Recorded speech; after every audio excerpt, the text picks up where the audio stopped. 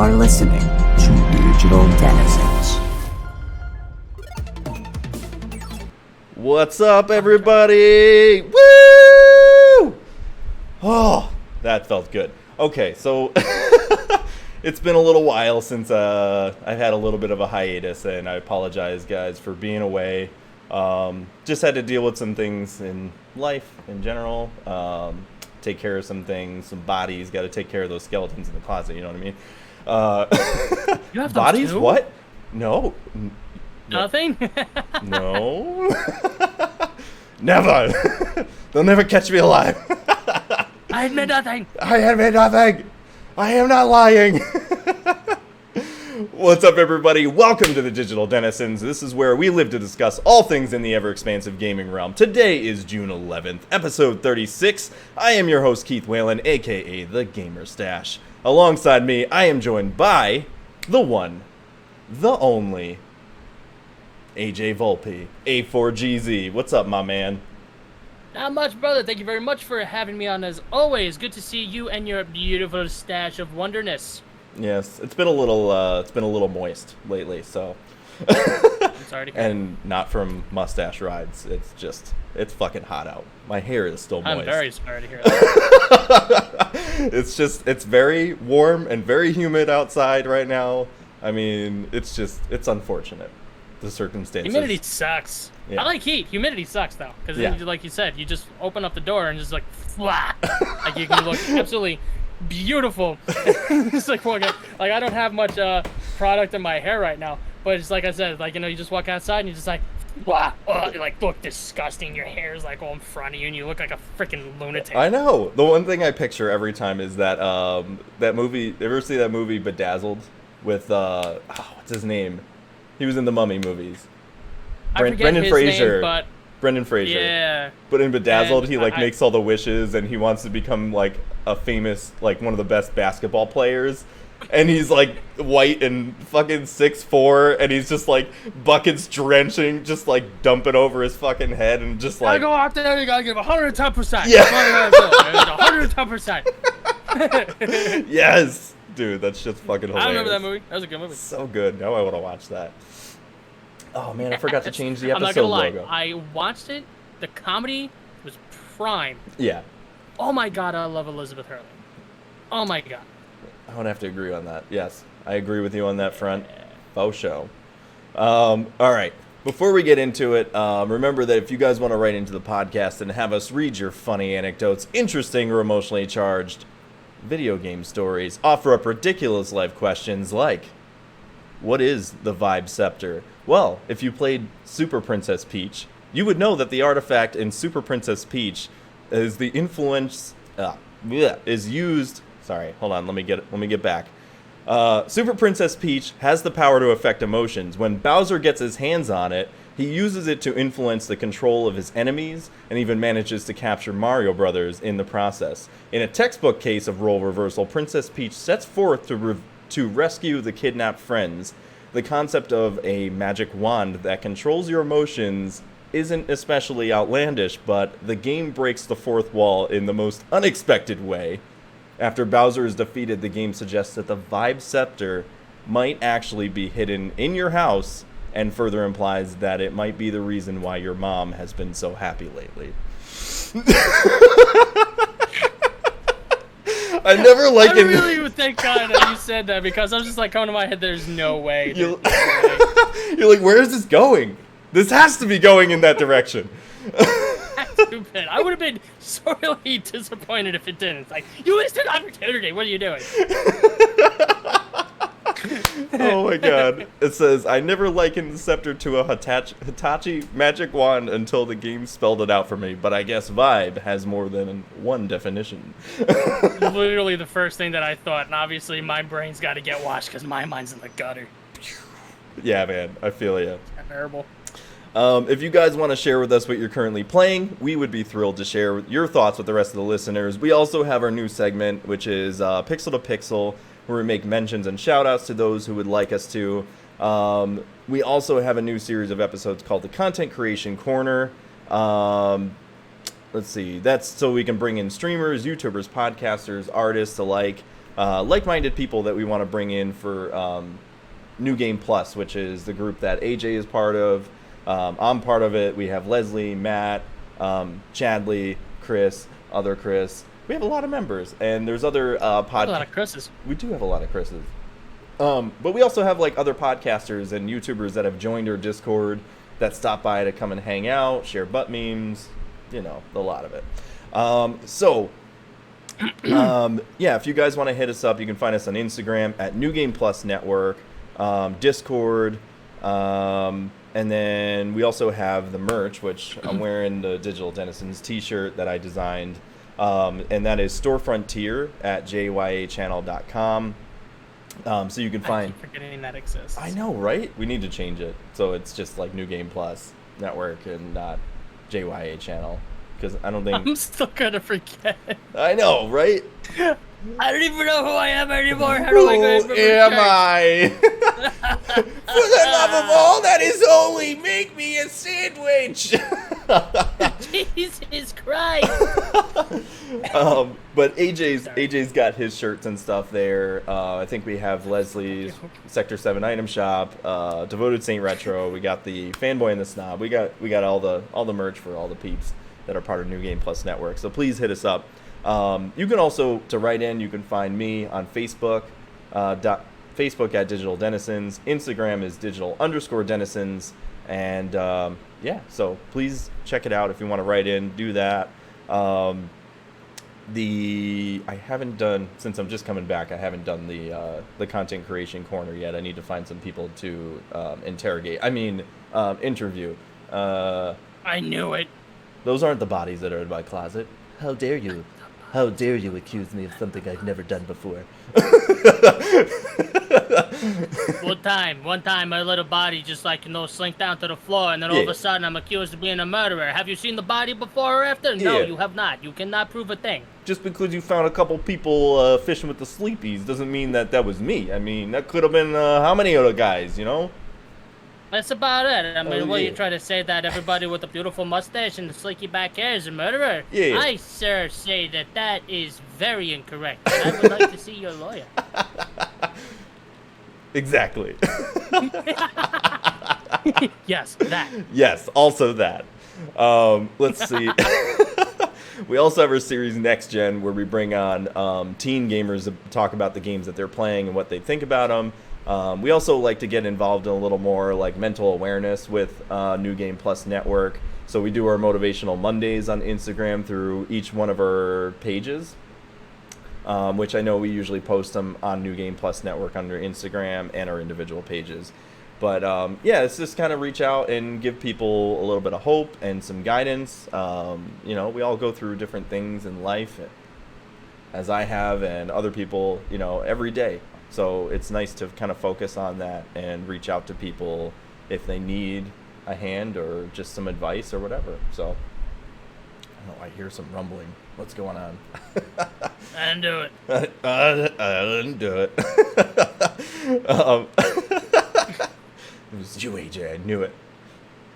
I swear it wasn't me. It was the other guy. It was Colonel Mustard in the dining hall with the candlestick. I knew it! Damn you kids and your MTVs and your hula hoops! I smell evil afoot! Evil! Oh, okay, God, I love that show. That felt good, yeah. Fucking Good, SpongeBob. good. All right. Yes. All right. Let's see. So for our Pixel to Pixel, we can run through some of these real quick. Again, this is just to kind of mention people who are streamers, YouTubers, podcasters, and kind of help them out and lift them up, because it helps. Elevating them elevates us, which elevates them, and so forth, and back and forward, and vice versa. And You sure you're talking about Discord? First you're talking about vibing, now you're talking about... Are you trying to... I don't even want to talk to you anymore. You're welcome. Disgusting. You disgust me. So for the first mention, we have the Fanboy and the Snob, which is Chad Paquin. I call him Mick Paquin, I don't know, just because. And Chris Rocco, which is Drunk Chris.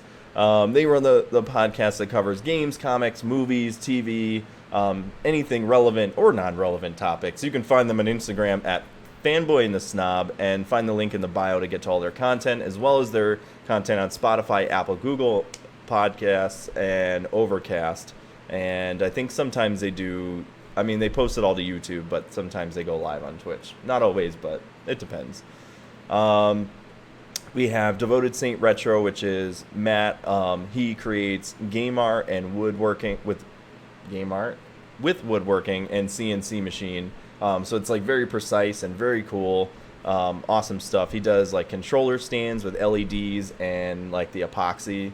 So you can get them with like PlayStation logos, Xbox logos, Nintendo Switch, all that kind of stuff. You can get the little cart stands for the old NES carts, all that kind of stuff. I mean, honestly, you can even pitch ideas to him, and he'll do like commission sort of work where he'll make something for you. He's very talented, and I'm sure he probably won't say no, right? Un pequeño. Un pequeño. only slight chance he might say no. Sometimes he does do some twitching on Twitch. With his clothes on, though, too. With his clothes on. Sometimes. Mm-hmm. But mostly not without his clothes on, if that makes sense. Yes. It was a double negative. I think the double negative is a positive. But I just confused myself with he double definitely negatives. does stream with clothes on. Yeah. Unfortunately. Yes, and so you can find him on Instagram at Devoted Saint Retro, and he's also got his shop is devotedsaintretro.com, and you can find him on twitch.tv/Devoted Saint Retro. We got Leslie Morales, Sector 7 Item Shop. She also makes game-related merch and art. You can find her shop in the Sector 7 slums around the corner. Hang a left and just a dash up the stairs. You can find her on Instagram at Sector 7 Item Shop. And Linktree, she's got a Linktree. You can click in the bio and get to her shop. And she makes all sorts of really cool stuff. I got this sweet Final Fantasy VII hand sanitizer, Mako shards. Both of these are edible. I tried them both, even the hand sanitizer. Just Would kidding. you eat this hand sanitizer? Yeah, why do you think I'm so messed up in the head? It's the hand sanitizer. I mean, oh, my bad. yeah. Did you like catch yourself while you were like trying to eat somebody's face? Like, no. Yeah, I was just like, God, I'm on something. Bath salts. It's the closest thing I get to bath salts is hand sanitizer. I don't know what's wrong with me. But yes, please go check her out. We have Josiah. Josiah. I don't know if I want to say his full name. I've heard people don't like their Twitch names being revealed, so I'll avoid that. We have Josiah Vileshrew. He's a Twitch streamer and YouTube content creator. He's been on the show before. You can find him. He's also my cousin, but I gotta support him. He's an awesome dude, even on his own. Even if he wasn't my cousin, I'd be like, dude, that dude's cool. He's real cool. I'm actually really glad that you told me about him. I like being able to stop in over by his stream. The dude's talented. He's freaking funny as hell. I know. He's on, and yeah, he used to do like theater and comedy. He used to work at I think it was Caroline's. That makes sense. In New York. Caroline. Yeah. And so he kind of did all that, and then when the pandemic hit, I think he started doing like Twitch streaming and all that stuff. So please go check him out. He does all sorts of games, kind of switches it up random time to time. He does streaming, like game streaming with his wife sometimes. He does bar streams where he'll make up like mixed drinks and things like that, like super fancy mixology. And he's also been doing, I think, a cook stream from time to time. Isn't that right? Yeah. I saw him do that like about a month or so ago. He made like some kind of like traditional Italian dish and whatnot. Like the dude just like went like all about the fresh ingredients and like the camera position and everything else and the lighting. Is like, my God, he is the God amongst men. I would like to be like him one day. But I can't grow a beautiful freaking mane like that guy can. Like, he holy does. Crap. I know. I saw him just like wafted out and like you just hear like the angels and the doves like. Dude, he's Right, got some bye. funny transitions on his Twitch streams. Like there was one that I saw where it was like him on like a beach with a leather jacket, and he was just like flipping his hair in slow motion. I was like, is this really happening right now? This is fucking As soon hilarious. as you said that, I saw that. I was like, what the hell am I watching? Yeah. He does some like incredible like transitions. Like I aspire to be a Twitch streamer like him one day. You know, Oh, hell yeah. it's just like it's phenomenal. Yeah, please go check him out. Twitch.tv/VileShrew and YouTube.com/VileShrew. The next one is AJ, All for Gamers. He's got a shop through Instagram where he sells gaming merch and tiny arcades. Actually, can I interrupt you? We do have a Go for it. request. Yeah. May I be able to go into a description? Okay. I was asked to do in a old lady. It's basically the lady from Stardew Valley, the old smoker lady with the accent. Yeah, go for it. So the shop is called All for Gamers, and you go to All for Gamers and you stop beating your children, right? You go follow us on Instagram, all right? You take a couple of shots of whiskey, you look at your children, you spit on them, and then you buy yourself a tiny arcade.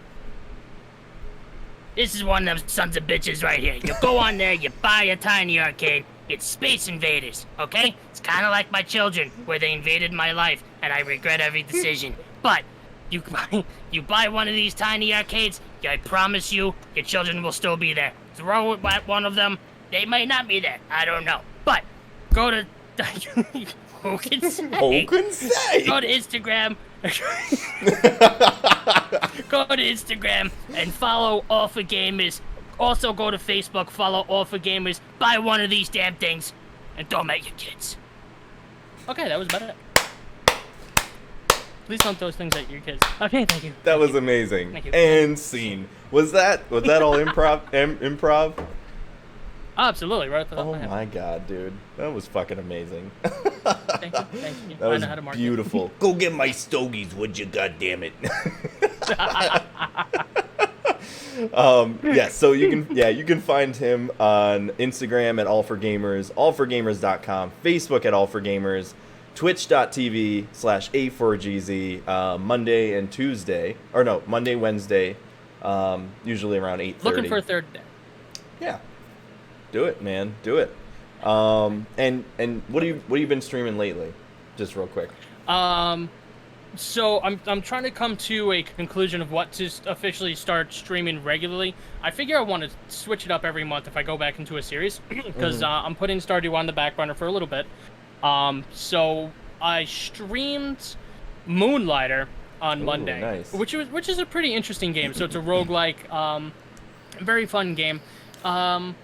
I'm not too certain if I like streaming that, only because I don't know. I guess I didn't give it really much time, but I'm torn between that or Pokemon, like do a Pokemon Monday or something like that, only because so this is an interesting turn of events for me. So I've come to the realization that I might have been wrong about a lot of I can't even do that.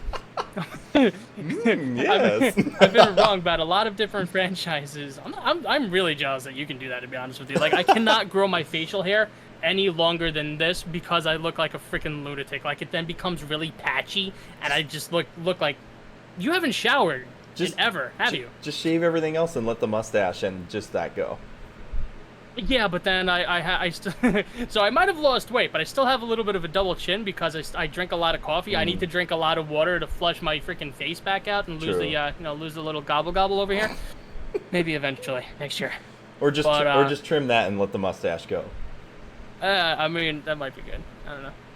I think you could do it. Yeah. I think so. Or go for the mutton chops. I don't know.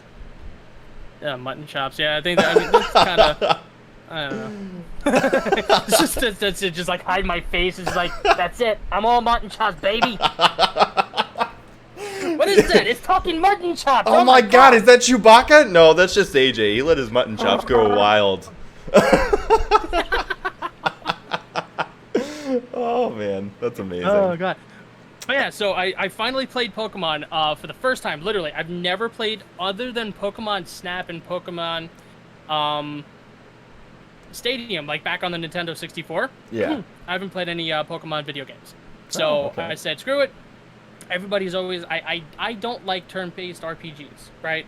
They kind of bore me because it's the same repetitive thing all the time. Then you build up your guy to just keep on doing the same thing. But I downloaded the yellow version because I was like, all right, I remember the original 3 that was blue and red, and then yellow came out, which was Pikachu. So everyone's like, oh, if you're gonna start playing Pokemon, you got to start with the newer versions because it's all this, that, and other thing. I was like, yeah, but if I'm gonna start playing Pokemon, I want to know where it came from. I want to appreciate it. I want to know because it's all based on like from the original, right? Because that's all I know. I know the original 150. So I bought yellow, and I'm not ashamed to say this. I am now officially 20 hours in. That's awesome. Yeah, and then I did a thing, and then I bought silver. Oh no, and you're getting neck deep in this shit, aren't you? I just bought crystal. Is that the newest one or no? No. We're talking like 20 years ago. Oh, and then now wow. I'm thinking about buying Sword and Shield. I heard Sword and Shield was pretty good. I think a lot of people liked it. So did I. Yeah. It's actually really fun so far. Again, it's just it's kind of the same thing. I guess it's because I'm older and I have a different taste in games or whatever now because of what I want to do and what I just to kind of because it's interesting because then you just keep on leveling up these dopey things and like a level 7 used to be able to throttle you no problem. Now you're like a level 30 and you just one hit this one thing. It's like screw you Pidgey, fuck off. But I don't know. But I'm thinking about maybe just like maybe doing a Pokemon Mondays or something like that so this way people can try to give me tips on this game or whatever. I don't know. Still up in the air. Tuesday I played. What in the hell did I play on Tuesday? It was Among Us. I did play Among Us on Tuesday. Yeah. This is what I'm saying. I can't get a grasp on reality. So Among Us was really fun. I definitely want to do more collaborative kind of deals. That would be cool. Yeah. Isaac is freaking awesome. He's he was hilarious. Between the two of us bantering back and forth, and then one of my best friends came in, Joe. So that was awesome. We were able to all play together. And then Wednesday, my stream took a dump, and I was rambling and talking to myself like a lunatic for an hour. I know, because I messaged you in the group chat, and I was like, "Are you streaming tonight, AJ?" Because I actually remembered, and my brain was actually working that day, and I was like, "What's going on?" And then it was like 40 minutes later, and you're like, "I've been streaming to myself," and I was like, "No, that sucks." Oh, like at that point you're like, nah, man, I can't even start it over. Then that's exactly it. It's like, all right, listen, I know that I'm not, top tier streamer or whatever else, but I know I can get at least 1 to 2 people to at least drop by with interest. 0 the whole entire time. I was like, something's got to be up. So I went to Twitch and nothing. It was like, how is this telling me that I'm streaming? I'm not streaming. Yeah. I know, I kept checking and I was like, yeah, nothing. And I was like, shit, man, I hope everything went all right. So, yeah. Well. So Wednesday is Uncharted. Yeah, Wednesday is Uncharted. Which one, are you playing Uncharted 3? Yep. I'm going to go, I want to do what I said. Like, I kind of want to go through the series because nice. I had a couple people asking me about it. They're like, one of our friends from Share Player 1, Carlos, he was like, yeah, man, watching you play in, Uncharted was really cool because it had you on the edge of the seat or whatever, great storyline, blah, blah, blah. He's like, watching Stardew Valley, he's like, it's not for me, but Uncharted was awesome. Well, like, okay. And I think what's really cool about Uncharted is, like, for people who don't play video games or something, but are, like, interested, I think it's really cool because Uncharted plays like a movie. It's, like, one of those things, like, you can just sit and watch it and you're like, holy shit, this is awesome. We'll get into it like once we start talking about the games we've been playing or whatever, but I did. Oh my god, I just threw up in my mouth a little bit.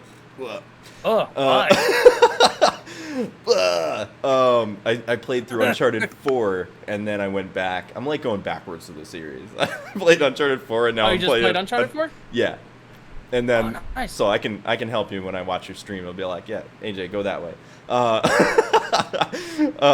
And then I started playing Uncharted 3, and I'm like, wow, it is really cool. I'm playing like the HD edition too, and I was like, I feel like I remember Uncharted 3 playing a lot smoother, but I don't know. Maybe it's just because it's been a while since it came out and all that stuff. But I think also when you go from 4 to 3, it definitely you're noticing really. It makes it feel more dated, I think. Yeah, you're right. Yeah.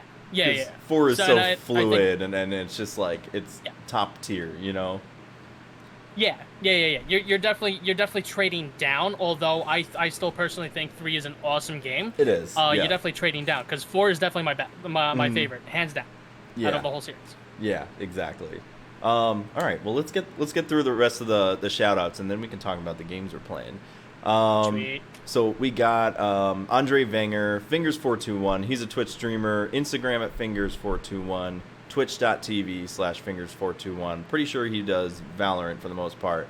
He's a funny ass guy. I love that guy. I need to have him on the podcast again Yes. soon. He was awesome. He'll do it in a heartbeat. Oh yeah, for sure. Also, not being rude, I'm trying to get everybody on Instagram over here. Oh no, you're good. We got Deadly Anime Squad, Twitch streamer. He does like all sorts of things. I know recently he was doing like Borderlands 3, Days Gone, Outriders, Ghost of Tsushima, and MLB The Show 19. You can find him on twitch.tv/Deadly Anime Squad, Instagram at Deadly Anime Squad 1. We got Alec Martell, host of Rapid Chatter podcast, where he does discussions, interviews covering a wide variety of topics, ranging from entertainment to personal experiences. Love this guy. He's a local Michigander, just like me.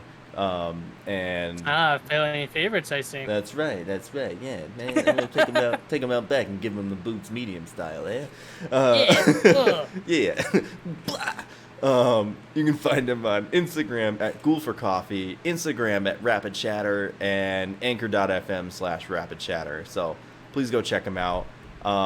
He does like all sorts of different things. Like he was doing like Anime Week, and he'll kind of do like random themes every once in a while. Get your butts over here, right? There you go. I just saw you moving your mouth, and I was like, "Are you Like I didn't realize you muted the mic, and I was like, "Is he pretending to say something and just post it on Instagram?" I wish I did. I was like, I hope people can read lips, because this is what's happening right now. That's exactly what they're gonna see.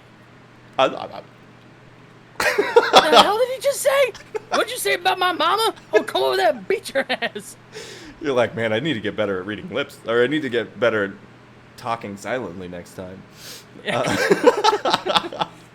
Sucks because I'm naturally a loudmouth, so I can't. Me too. I know. I'm loud and boisterous all the time.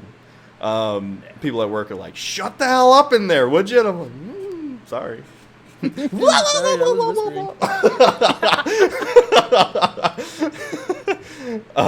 Okay, so we got Dan and Nick from What the Famicom, gaming podcast for people who hate gaming podcasts. You can find them on Instagram at What the Famicom, and they got a link tree in their bio to all their content and stuff too. So please go check them out. Let's see. Oh, we also got E Depew, Emma. Yeah, E Depew at twitch.tv. She does Stardew Valley, and I think sometimes Pokemon. You can find her on Instagram at emma.rose.13. We have TW Depew, twitch.tv/TW Depew, Instagram at Depew TYL. He does a lot of Pokemon, and I think he's been doing like a variety of different things too. He did what was it, Until Dawn and stuff like that. So yeah, that was really cool. And then we also have Anifrius, Twitch streamer as well, twitch.tv/Anifrius, and he does a whole slew of different things too. He did like SnowRunner, Outriders, you name it. I think he tries to kind of hit some of the newer stuff and older stuff. So yes, please go check them out. So what do you say we dive right into it? Video games. Video games. Yeah. Video games. All right, guys. What are you buying? What are you playing?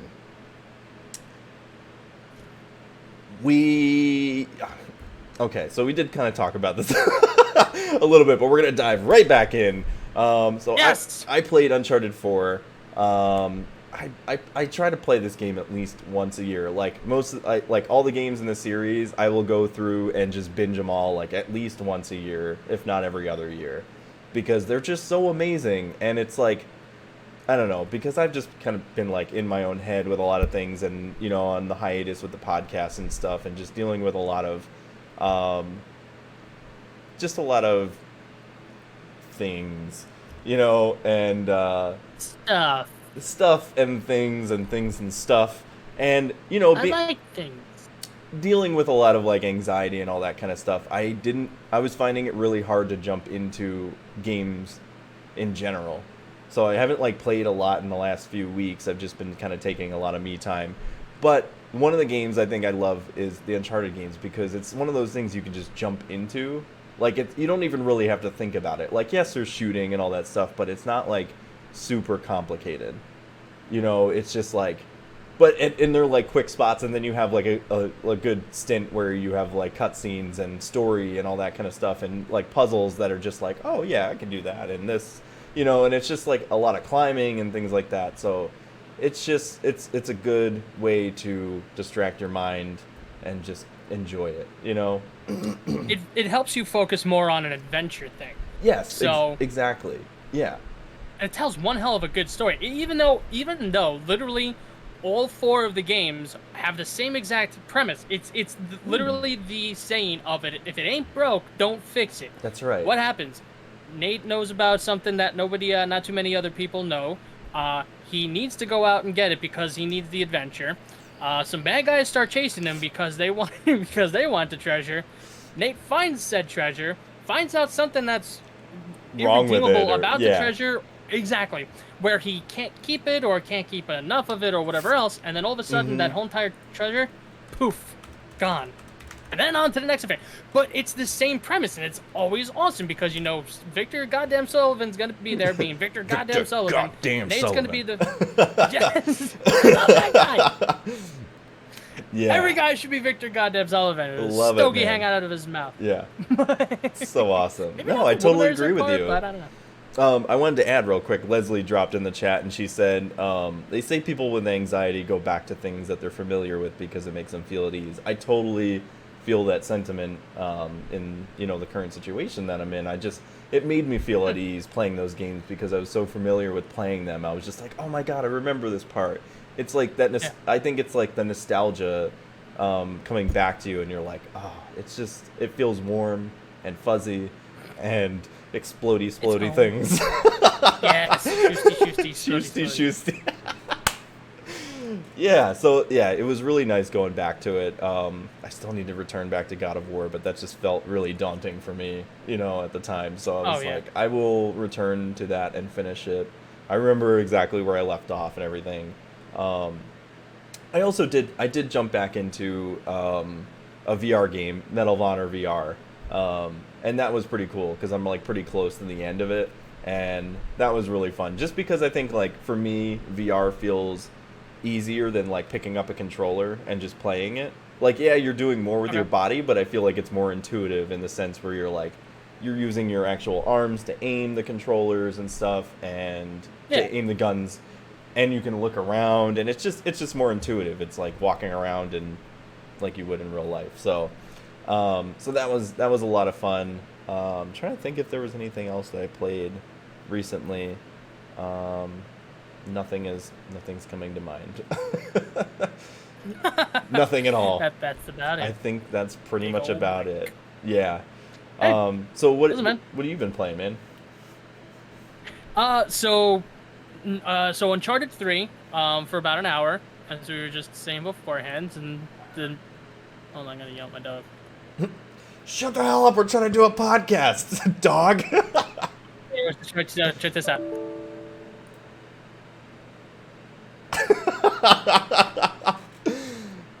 I love his silent. Okay, his silent yelling is perfect.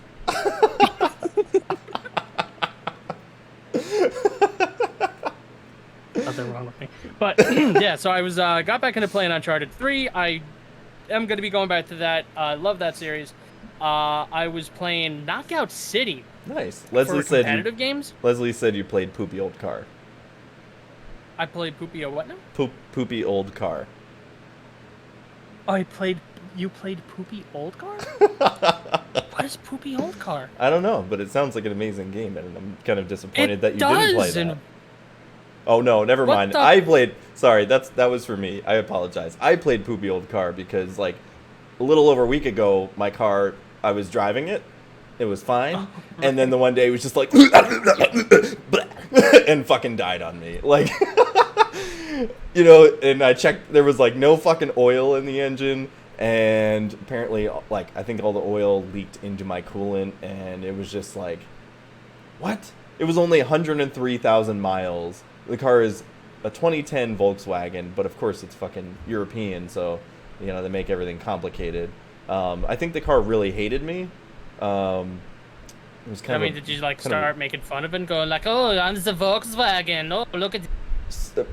Well, sort of, because the one day I was like, I said to my coworkers that I was like, how much you want to bet? My luck is that I'm going to make the last payment on that car, and then it's going to die. And guess what? It died a year early. Yeah, it was just like, now you're fucked. I got your number, motherfucker. Okay. Yeah.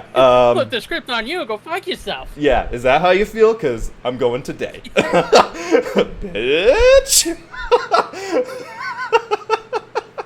Who had the last laugh? Mic drop. Fucker. Yeah. Mic drop, motherfucker. So yeah, ended up. Yeah. I'm gonna put a new engine in it and try to fix it up so I can sell it, and because I still owe like $3,500 on that fucking thing.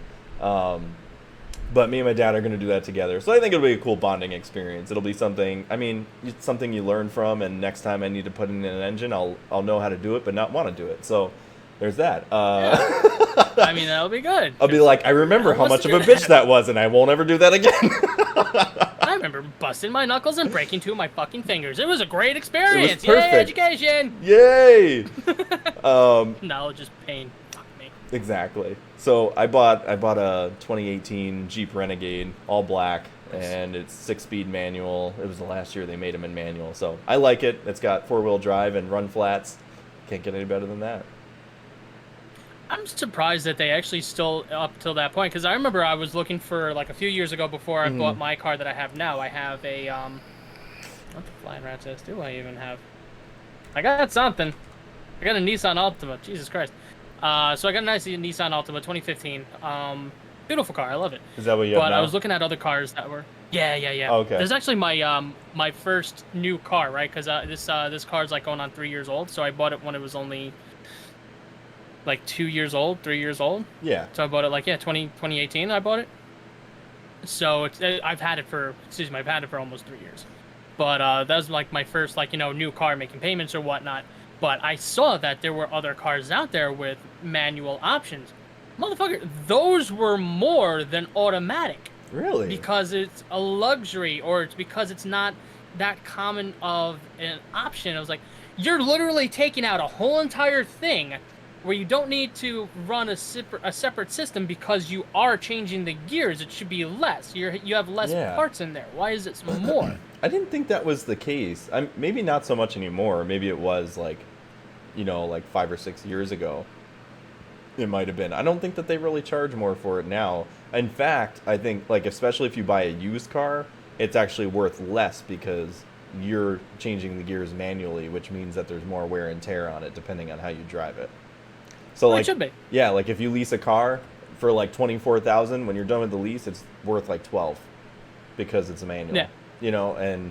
But also they're really hard to find now because a lot of companies don't make them in manual anymore. And so I had to go to Ohio. It was an hour and 45 minutes to find the one that I did because nobody around here, they're like, yeah, our stock is very limited. And, with all the shortages and, chips for automobiles as well as everything else, fucking boba tea and bullshit. Yeah, I want my boba. Fucking Boba Fett tea, Jesus Christ. Damn it. There's a shortage in everything, so they're not really making a lot of vehicles right now. So yeah, it's just fucking stupid. Yeah, but I'm glad that I have a new car. I like manual. I will never switch. You're not gonna switch from a manual to an automatic again? No, never. I've never owned an automatic car. Oh, really? Oh, okay, so the last car that you had was a manual as well. Yep. Oh, okay. Yeah, it was a 6-speed manual. My first car was a 1989 Saab, faded red. That was a 5-speed manual, And then I had that for a couple months. Took out a telephone pole and shortened my car like 3 feet and crawled out the passenger side in one piece. That was fun. Thank God for the ladder. A couple months after that, I bought, it was a 1985 Saab Turbo. It was like a rose quartz gray or something like that. I love that car, dude. Had like maroon plush interior, and like it was also a 5-speed manual. And that one I got it at like 160,000 miles, and then I think it died well over 200,000 miles. And Wow. yeah, like it just wouldn't start anymore. There was something electronically wrong with it, and it just wouldn't start. And my dad and I like ran through the car and just couldn't figure out what the fuck was going on with it. So I miss her. Good old Rosie. No, actually, I called it the Turbo Hey, Slut Rosie. 900. Why? Because she fucks. That's right. Yeah, so, yeah. I mean, even if they don't make manual cars, I'll just have to buy an older car that has a manual transmission and go that route. Then put the new engine in that one. See, your freaking education on putting engines in has worked out to your advantage, sir. Exactly. I'll be doing that for the end of time. Fuck Good me. fucking luck. Oh, man. But, yeah. Sorry, I cut you off. What are you playing other than, you said Moonlighter and then... Oh, yeah, A little yeah, bit of Pokemon So, and stuff, yeah. I was playing Moonlighter. I played Moonlighter on Monday. Mhm. Debating about if I'm going to do that stream again on Monday. We'll see. We'll see. I think Monday is just trying to find a groove to go into again. Playing the hell out of Pokemon. I've become a Pokemon addict, which is not good. Not bad. No, Also, because I think that's cool. Anytime that I would talk to any other gamer, they'd be like, "Oh my God, which is your favorite Pokemon?" I'd be like, "Fuck off! I don't play Pokemon." They're like, "And you're a gamer?" Like, Right. don't judge me, you asshole. I think, like, when I was younger, we had the original game, the OG Game Boy. The big gray brick. I love that thing. I think we still have it somewhere. I don't think it works anymore. But we still have it, I'm pretty sure. But we did have some of the old Pokemon games and I would play them. I don't remember which ones. It might have been like Red or Blue or something. I think there was only, on the original one, there was only 3. There was Red, Blue, and Yellow. Because then the next ones were, because now I'm doing all my fucking research, the next ones are Gold, Silver, and Crystal on the Game Boy Color. That's right. Yeah. So it had to have been, it was either Red, Blue, or Yellow, and I can't remember. I mean, it's been so many years, but I did play them a little bit, and I was like, oh, this is pretty cool. Like, I never beat them or anything, because I was like, I don't know, I was like 5 years old, 8 years old, maybe, you know, somewhere between there. 5-year-olds want to beat a game. I know. They just want to play and then fuck. My son's beat like one game in his entire life, and he's 8 years old, so. No, maybe a couple, but not very many. You know, you're still learning, you know, and you're just like, oh, just the idea of playing them is cool, and that's what you're really concerned about. You know, you're like, yeah, I'm playing games, bruh. But look how cool I am! I can do this. Oh my goodness, I can press buttons, and they do things. Yeah. So yeah, I'm kind of feeling the way you're feeling. I think it would be cool maybe to get like, I would maybe get like Sword or Shield on the Switch and maybe play one of those or something. I'm actually thinking about that. Yeah, and I'm actually looking forward to the new. Is it Arceus? Is the new one that's coming out sometime this year? Yeah, it's supposed to be like an open world deal. Yeah, and I'm like, that actually sounds really cool. Like maybe like a Breath of the Wild style, Pokemon game. Like that's kind of what I'm looking forward to. I think. Oh yeah, without a doubt. Yeah. I kind of want to do, just like, and that's another reason why I wanted to start playing Pokemon, because. Amadeus? Rock me Amadeus? Rock me Amadeus. Yes. But yeah, it's like I kept on seeing like everybody like, you know, Matt's always constantly, but for years and years and years, the man doesn't shut up about Pokemon. Like, my God, shut up about Pokemon. Yeah. But then I actually finally started playing. I was like, okay, I can see why. But now I just like, I want to get. It's also another thing that I was thinking about too is like a YouTube series. I was actually telling Emma about that. Mm-hmm. But to go back into the Pokemon, I wanted to start. I wanted to play as much of the series as I could, so this way, you know, Arceus looks really, really cool. I don't want to be like, oh, that's really awesome. What the hell does that mean? What is that? What is that? Why is Yeah. that? Who was that? What the fuck is going on? I think I want to it's- at least know what the hell would be going on. I want to say it's like in the Soleus world or something like that. I remember that like from reading about it, which I think it's essentially like London, is from what I've read. I could be wrong. I thought it was supposed to be in Japan. Is it? I don't know. Is it really though? One of, I have no one idea. of us could be right. I have no flipping idea. I can't even begin to say. Yeah, that's right. Oh, Leslie says Pokemon Amadeus. You got the joke. Yeah. Oh, that's amazing. Leslie, do me a favor and look that up. Is that Arceus, Pokemon Arceus, it takes place, I think, in the Soleus realm or something like that. Like, is that essentially supposed to be Japan or London? I'm curious. Let us know when you figure that out. Let us know in the comments below. Yes. Share, like, subscribe. Yes, share, like, and subscribe. Calvin Klein. All right, that's my blue steel right there. I like that. That was Red Ferrari. Pink Cheetah. Red Revolver. I mean, Steel Revolver. Red. Crap.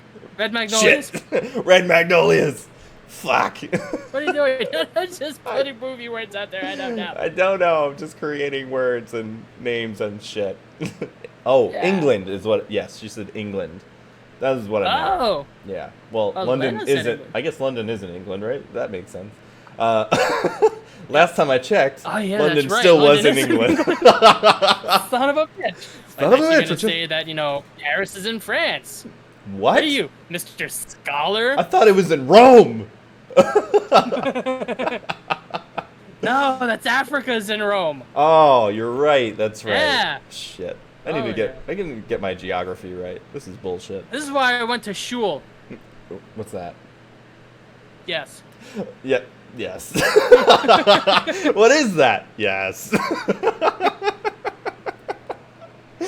Oh my god. So is there anything else you wanted to add to the games you're playing?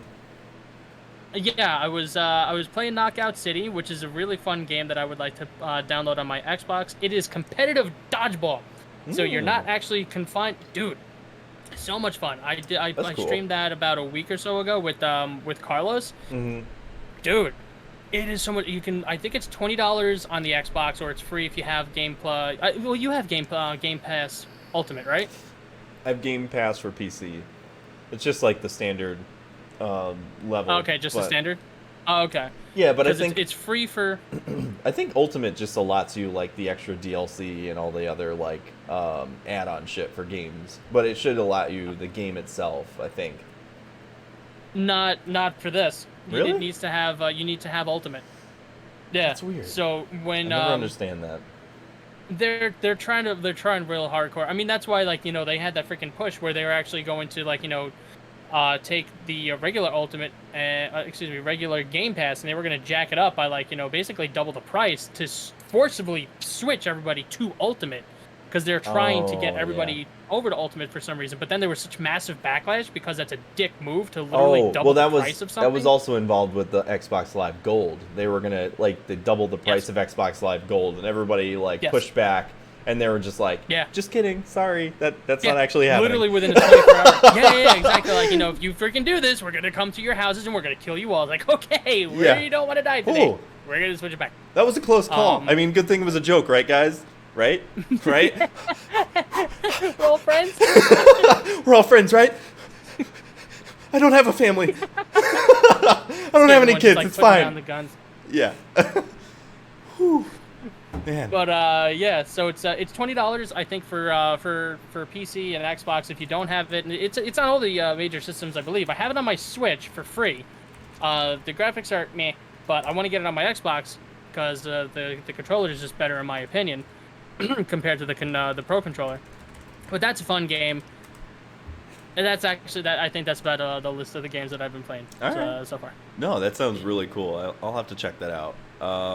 Dude, without a doubt, you'll like it. Yeah, that would be fun to play. Did you guys stream it? We did, actually, cool. yeah. So you can actually, I think you can go back, because I haven't really done too much streaming, obviously. because of fucking Wednesday's debacle. Not working. But I think yeah. it should still be in a up video. You should be able to still see that. All right, cool. All right. What do you say we get into the news section? All right. So, I mean, considering we're like on the cusp of E3, which is starting tomorrow. I think it starts tomorrow the 12th and goes until The 16th, I think. Yes, the 16th. I think you're right. Yep. So we got some cool, like, I wanted to just go over maybe some like predictions and things like that. There were some things that were confirmed, and I know like it's been kind of nice because a lot of developers have been saying this is not going to be there. So at least like we have some expectations of like, oh, okay, we know that game's not going to be there, which has kind of eliminated some things. So to start, let's see what's been confirmed already. It looks like we have Life is Strange. It's the next chapter, True Colors. I think I played maybe the first one, a little bit of it. I never finished it, but they're really cool, like kind of Telltale-ish sort of adventure games, point-click adventure in a sense. I've read about them briefly. It seems interesting, but I'm not. And that's another thing again. Like, you know, maybe I put my freaking whatever aside. Either way, point and click games don't really do it for me. Only because in my mind, just like, you know, that's exactly what you do. Click over there. Okay. I kind of Yeah. fall asleep after a while. Like you do actually walk around. In like the environments and things like that. It's like it kind of reminds me of what was it, like Detroit Become Human? Did you ever play that? I played a little bit of that, like while it was still being hyped, but my freaking game ADD dude just kicked in hardcore. Something else came up, and I started playing that, and I haven't gone back.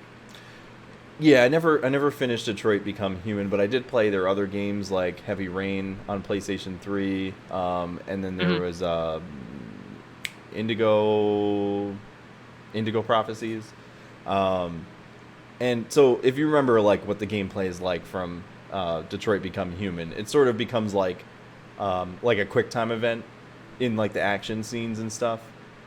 You know, like so like things will buttons will pop up and you have to press them in the right time frame, and then you know, if you don't do it right, then it'll fail, and then you have other shit that happens than what's supposed to happen in that story. I don't know. You know what I mean?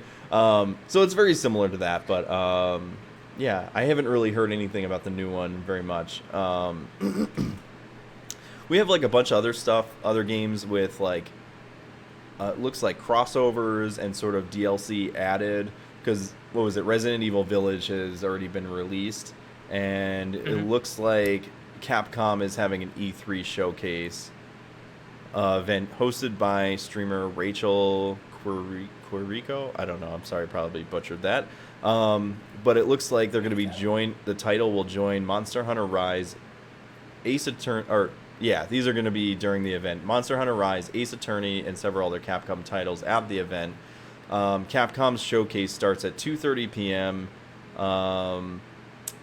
PT on June 14th. Resident Evil fans can see an upcoming DLC or similar content expansions coming to the series in the 8th installment. What exactly any expansions will feature is uncertain, although it's probably won't make the Resident Evil Thomas the Tank mod canon, unfortunately.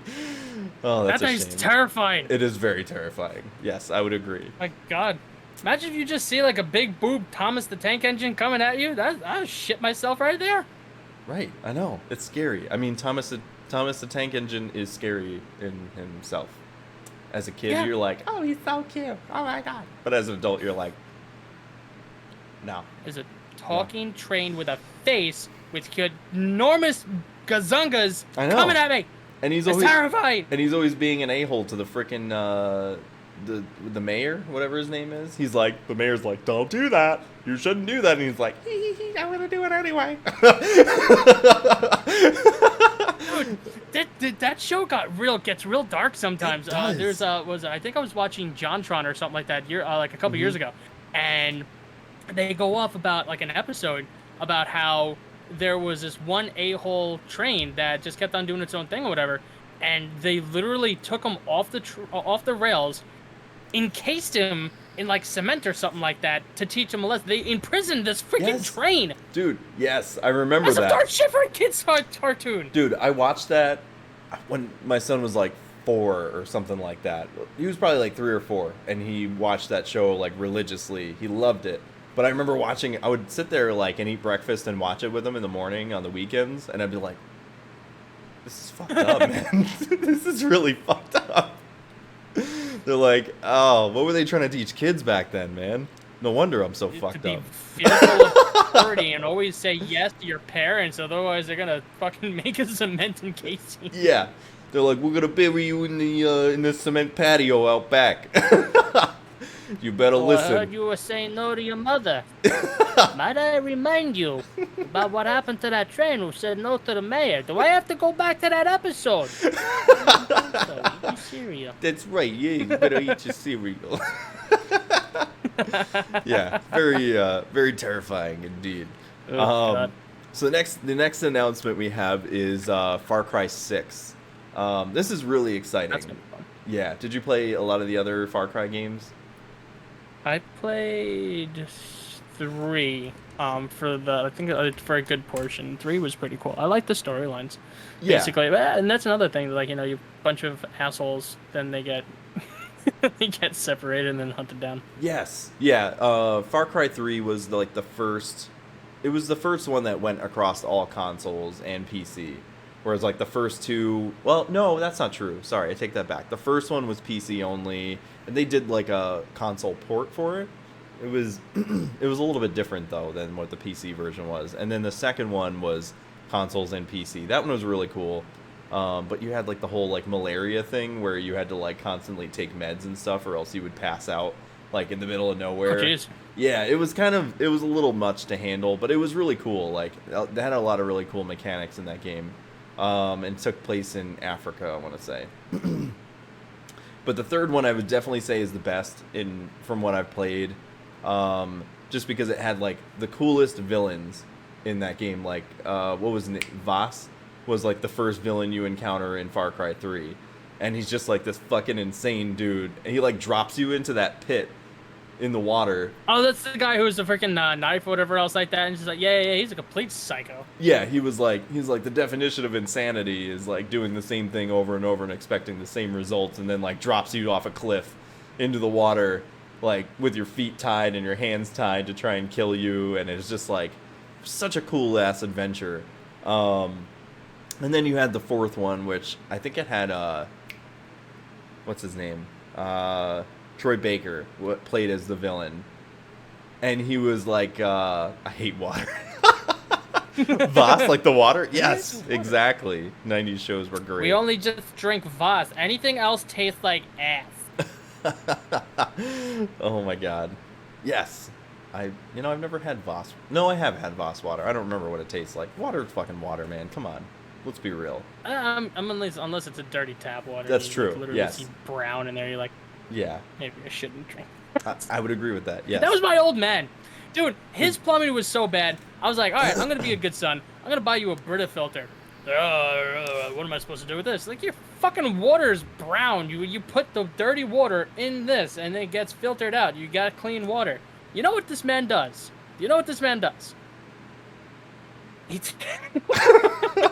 Sorry, I was pretending to be frozen for a minute there. You did a good job. So, this guy, he takes the filter from the Brita filter, takes it out, throws it out, and puts his fucking dirty water in there, and puts like these little flavor drops in there, like it's supposed to turn into strawberry or whatnot. I was like, okay, so now I just bought you a pitcher. I was like, you could have bought a pitcher on your own. I bought you the filter for a reason. He's like, I'm not a wuss, blah, blah, blah. I was like, no, you're just a fucking idiot who decides to. Oh my god. to throw out. Yeah. I love my dad. That's I love my dad. ridiculous. Fucking hell. don't what the fuck. understand him. I know. My dad would like back in the. I mean, he still does it from time to time. He'll make a pot of coffee, and then he'll drink it over the course of like 3 days. He'll just I drink it in like 3 minutes. My God. I know. I mean, he not so much anymore. Like he usually drinks a whole pot in like a day, because he's out like working on the house or working on cars and whatnot. But yeah, he would drink it after like 3 days. He's like, but it's fine. Or like food in the fridge, he'd be like, it's just got a little green on it, just cut it off. Like, no, that's not how that works. I'm kind of selling with my food. I mean, no wonder he down. no wonder he doesn't get sick ever. He just a little bit of mold, it'll do you good. You know what I'm saying? It's good for the body. What's good for the body is good for the soul. Exactly. If I don't poop from it, we're good. No, but you've been throwing up blood. No, like I said, if I don't poop from it, we're good. You can't just follow that one rule. That's not how that works. They're all well, that's exactly how it works. Exactly. Where was I? What was I thinking of? Oh, yeah. So Far Cry 4 was pretty cool. The villain was kind of absent, I think, most of the game. Like, I love Troy Baker, but that was like one of his weakest roles, I think, in gaming history. And then they did it had a lot of really cool game mechanics, though, like being able to drive and shoot, like aim out the side of those cars that you could drive. It took place in like what is it, was somewhere in China, where like all the Buddhist temples and stuff are. Maybe not Buddhist temples, but damn it, I can't imagine where it was. Or it was either like China or like sort of like Korea in a sense. But then they did Far Cry 5, which had like the cult leader sort of thing. I just was not a fan of that theme for Far Cry 5. Was that the guy with the short blonde hair or something like that you can like legit take out in like 20 minutes or something? No, the guy with the blonde hair and he had the pink suit. Yeah. That was in 4. That was Troy Baker. He played as like the Chinese dictator or whatever it was.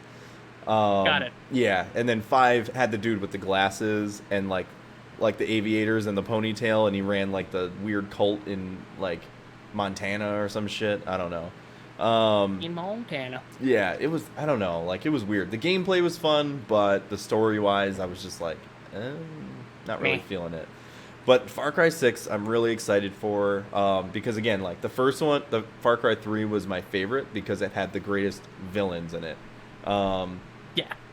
This one, I think, good storyline too. It did have a great storyline. I think, like, beat for beat, it was just like awesome. It would just like kept building and building and building, and you're like, what's gonna happen next? Yeah, I get to watch my brother die. Now what the fuck is gonna happen next? Yeah, you took mushrooms and went on this weird like acid trip sort of thing. Like that was. You remember that, dude? It was wild. So this one I think I'm really excited about because it has Giancarlo Esposito. And if what'd you call me? I called you a Giancarlo Esposito. That's what I thought. You're welcome. You're welcome. If you guys have never seen him in anything, just watch fucking Breaking Bad. He's also one of the main villains in the first season of The Mandalorian as Moff Gideon. And he okay. Yeah, and he's just like every fucking villain role, which he does mostly play villains in shows, and he loves it. Like, he loves playing that role because he knows that he's good at it. So he's gonna. It's supposed to take place in like a Cuba-like fictional island or something like that, and you play as like a revolutionary guerrilla warrior or something like that. Let me see here. Far Cry 6 has a lot to offer fans, as such as being on the lineup for Ubisoft for E3 is an undeniably big deal.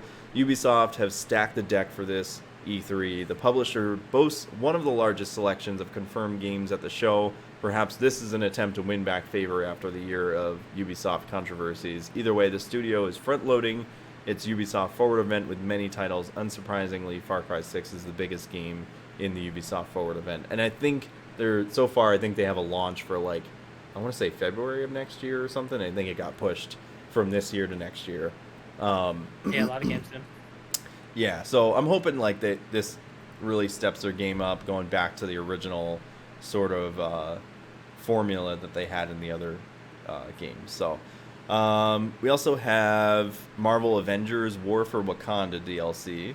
I don't know, maybe this will kind of boost a little bit of hope for the Avengers game. I know there was a lot of people kind of disappointed with it, and I don't know. It doesn't look interesting to me. I don't know. I think that's another thing. Like, I keep on saying it doesn't look interesting to me. Then I finally give it a chance. Like, it took 25 flipping years for me to play Pokemon, and now I love it. So maybe my opinions just suck. I don't know. No, I think it's just, I think with the Avengers game, I think they kind of they were trying to go too much for the online game as a service sort of thing. Like, like Destiny and stuff like that. And I think for Destiny, that works really well because it has a huge fan base. But for Marvel Avengers, I think it should have been more of just like a single player co-op experience. Yeah. And that's it. Like, just play through the story and have it be sort of more of like the Marvel Spider-Man game that came out on PlayStation 4. Like, that would have been really cool. That was what I was hoping it was going to be like. That's what I was thinking it was going to be like too, but then I started reading the reviews and everyone was just like kind of like keeps on shit panning it. Right. I didn't even play it. I read the reviews and I was like, maybe I'll wait till it goes for like $5. I don't know. Dude, that's actually the same thing. Like if I see it going for $20 like one day, like $15-20, I'll be like, all right, maybe I'll give it a go. I'm definitely not going to pay $60 for that. Right. Exactly. Yeah. The next bit we got here is Watch Dogs Legion Bloodline. I remember hearing about this when Watch Dogs Legion launched, and that was shortly before Cyberpunk took over my life and I ditched Watch Dogs Legion. But this is really cool because what this is, it's a prequel DLC that takes place before the events of Watch Dogs Legion with past protagonist Aiden Pierce, who was in Watch Dogs 1. And he's taken the lead once more. He's joined by Wrench, which I think he was also in Watch Dogs 1 or Watch Dogs 2. I can't remember. A mysterious hacker from Watch Dogs 2 to complete storyline building up to the main events in Legion towards the end of the month. Both Pierce and Wrench unlocks as playable characters. In August, more new missions and free world events alongside an Assassin's Creed crossover also released for Watch Dogs Legion. So so it looks like the end of June is when this is coming out, and then they have some other stuff coming for Watch Dogs Legion and Assassin's Creed in August. There's some more DLC and stuff like that coming to Assassin's Creed Valhalla. More stuff coming for Honor. That game has been out for a while, man. I can't believe they're still supporting that. Yeah, I thought that was going to actually go under the first year, to be honest with you. I thought so too. Yeah, I played it a little bit and I was like, it wasn't quite what I thought it was going to be either. We got confirmed is Babylon's Fall. I'm not sure what this is. It looks sort of like a godly looking game. I haven't seen much on this. It's the latest project of Platinum Games. Was first announced in 2019, however, it was very quickly dropped out of the public eye, perhaps due to development delays. Regardless, fans are still excited to see more of the Square Enix published Platinum Games developed action game. Babylon Fall looks to be an action RPG in the style of Devil May Cry, and fans will learn more about the title at Square Enix's June 13th E3 show. So looking forward. I haven't heard about that one. Yeah, I don't remember. Maybe I heard about that when like they said, it kind of dropped out of the public eye for a while. So I probably heard about it and then forgot about it.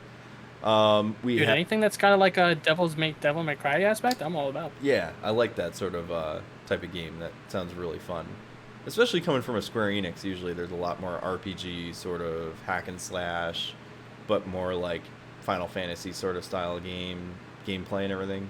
But yeah, Square Enix is pretty on point with stuff. Yeah, for sure.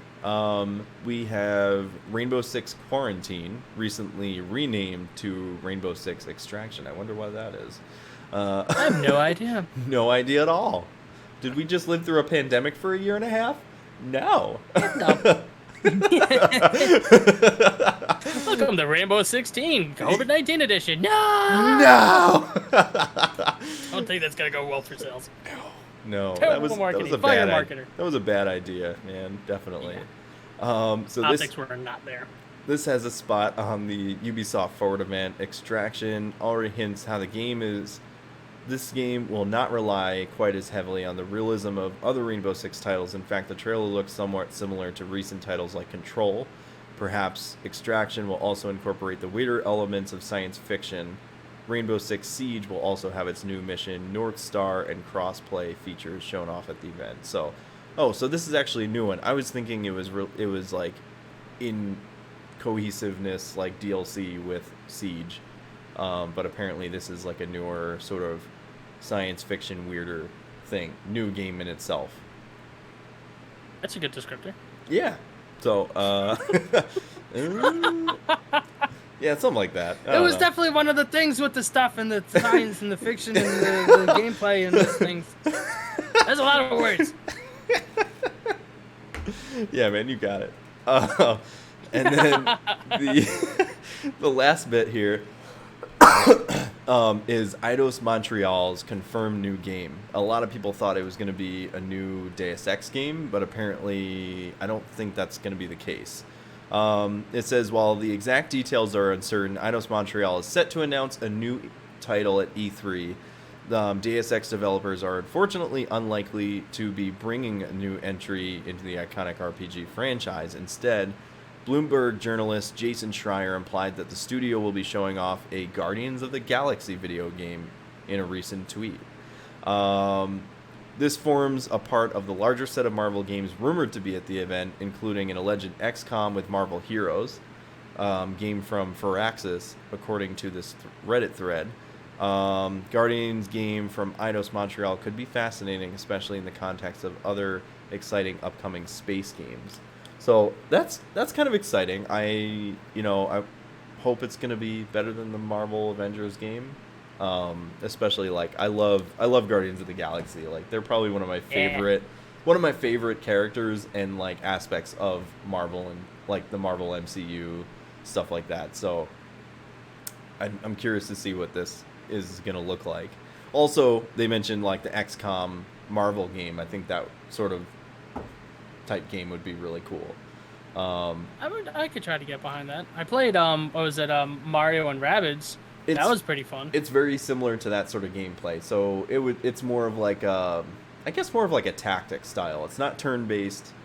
It's just like you move your characters around, and then you can like make shots. You have action points. So essentially, it's more like the original Fallout games, like Fallout 1 and 2. So yeah, I could totally get behind that. I think that would be really fun. Yeah, so we got that. Moving on to E3 2021 predictions. Obviously, I think a lot of us want to see. It looks like we might get a better look at Fable, because I know it's already been confirmed that it's going to be coming sometime. I don't know when. That's great. Okay, I'll just set my calendar now. I swear I thought that there was like a release date for Fable, but I'm not sure. I don't see anything in here. It looks like we haven't seen anything since the showcase in July 2020. Hoping the development has been good to Fable, and it looks like it's going to be ready to be shown at the Xbox event on June 13th at 10 a.m. Pacific time. We don't know much how the DNA is shared with the original trilogy, but given the one trailer we have seen so far, it looks like it's going to be kind of tongue-in-cheek. We did get a bit of a tidbit recently regarding the use of the Forza engine to power this. I guess they're using the Forza engine for the new Fable game, which, I mean, if that's the case, like the Forza engine is like phenomenal. Without a doubt. I mean, I don't play too many racing games, but those graphics are always on point for every new generation and everything. They just keep on upping the ante. It's insane. Yeah. So if they're going to use that, that's going to look dope. Now, if it plays well, that's the question. So it's going to look awesome, but it plays like shit. And yeah, that's going to be a shame. Yeah, so so this is pretty exciting. I mean, we haven't heard anything for a while, so it'd be cool to see something on this. We also have the new Nintendo Switch Pro, or whatever they're going to call it.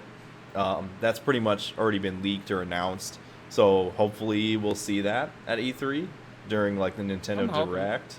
I'm hoping so too. It looks like it's going to be boasting a 7-inch OLED display sporting 720p resolution, coupled with 4K output when docked to a television. I think it's not even supposed to be like true 4K. It's like somehow like they're going through the system to like make it faux 4K somehow. It's like interesting. Kind of asinine thing. So it's probably not going to be like, it's probably going to be kind of how the PlayStation 4 Pro did it, because the PlayStation 4 Pro I don't think was true 4K, or maybe it was, I can't remember if it was PS4 or Xbox, but I know one of them wasn't. But I mean, at that point, it was like, it wasn't native, but be like yeah, I think if you have a 4K TV and you're playing it and you're trying to get as close to 4K, like I think it's gonna be good enough, honestly. Oh, without a doubt, because you can have the TV that's gonna be able to carry the whatever is not there from the system itself. Plus, anyways, you're gonna be talking about like a little tiny system. The fact that it can get anywhere close to 4K is just mind blowing. The fact that it can get like a native 720p on the handheld would be awesome. Yeah, I'm excited for that. Yeah, I think 720 is even going to be like a better thing. Not even like I don't know. I mean, even the original Switch, like the resolution on those screens is still really good. Yeah, like it's not even like it's bad or anything. Like, but so if it being better than what it already is cool. It's not it's not needed, but yes, please. Appreciate it. Yes.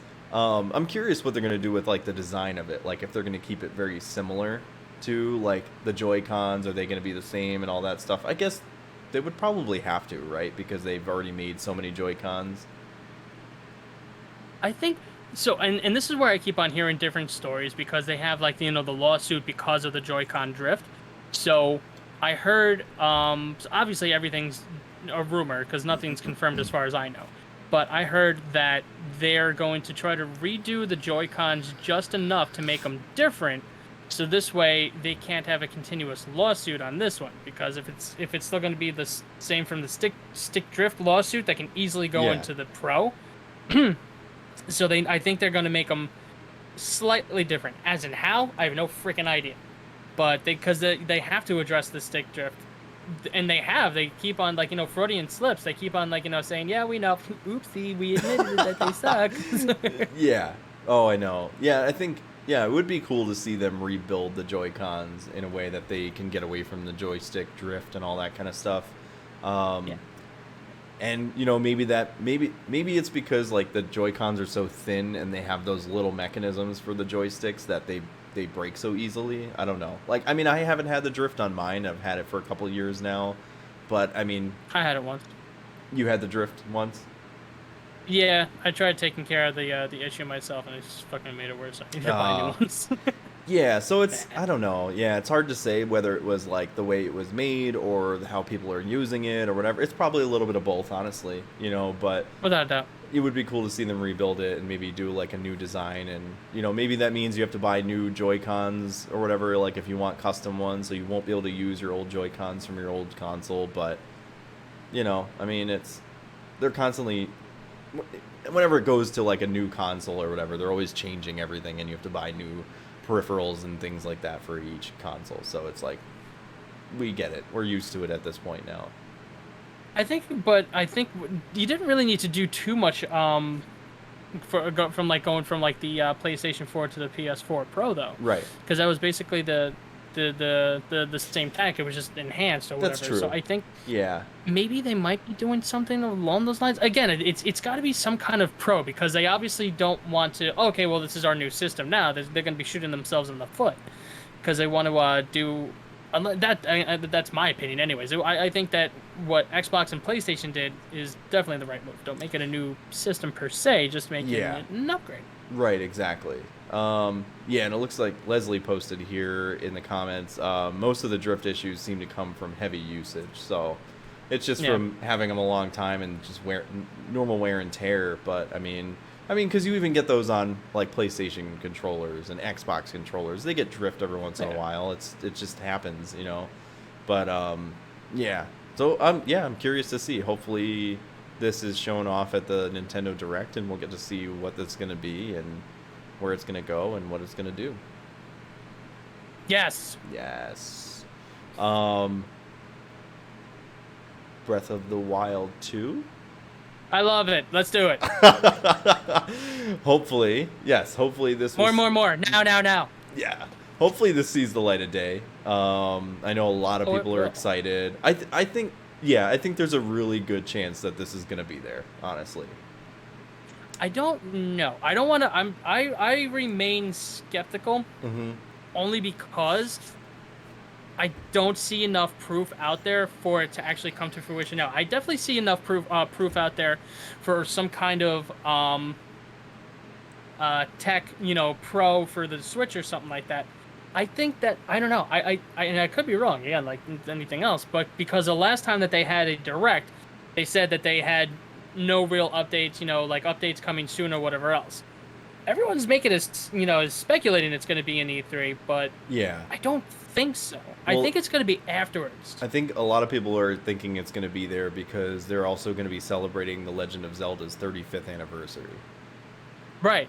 And they want a compilation. I actually heard that supposedly they're going to be having a collection similar to Mario, where it's going to be a HD of what was it? Wind Waker and Twilight Princess in one collection, supposedly. That'd be awesome. That would be awesome. Yeah, I think there's a lot of Zelda games that could be ported over to the Switch in general, that haven't been yet.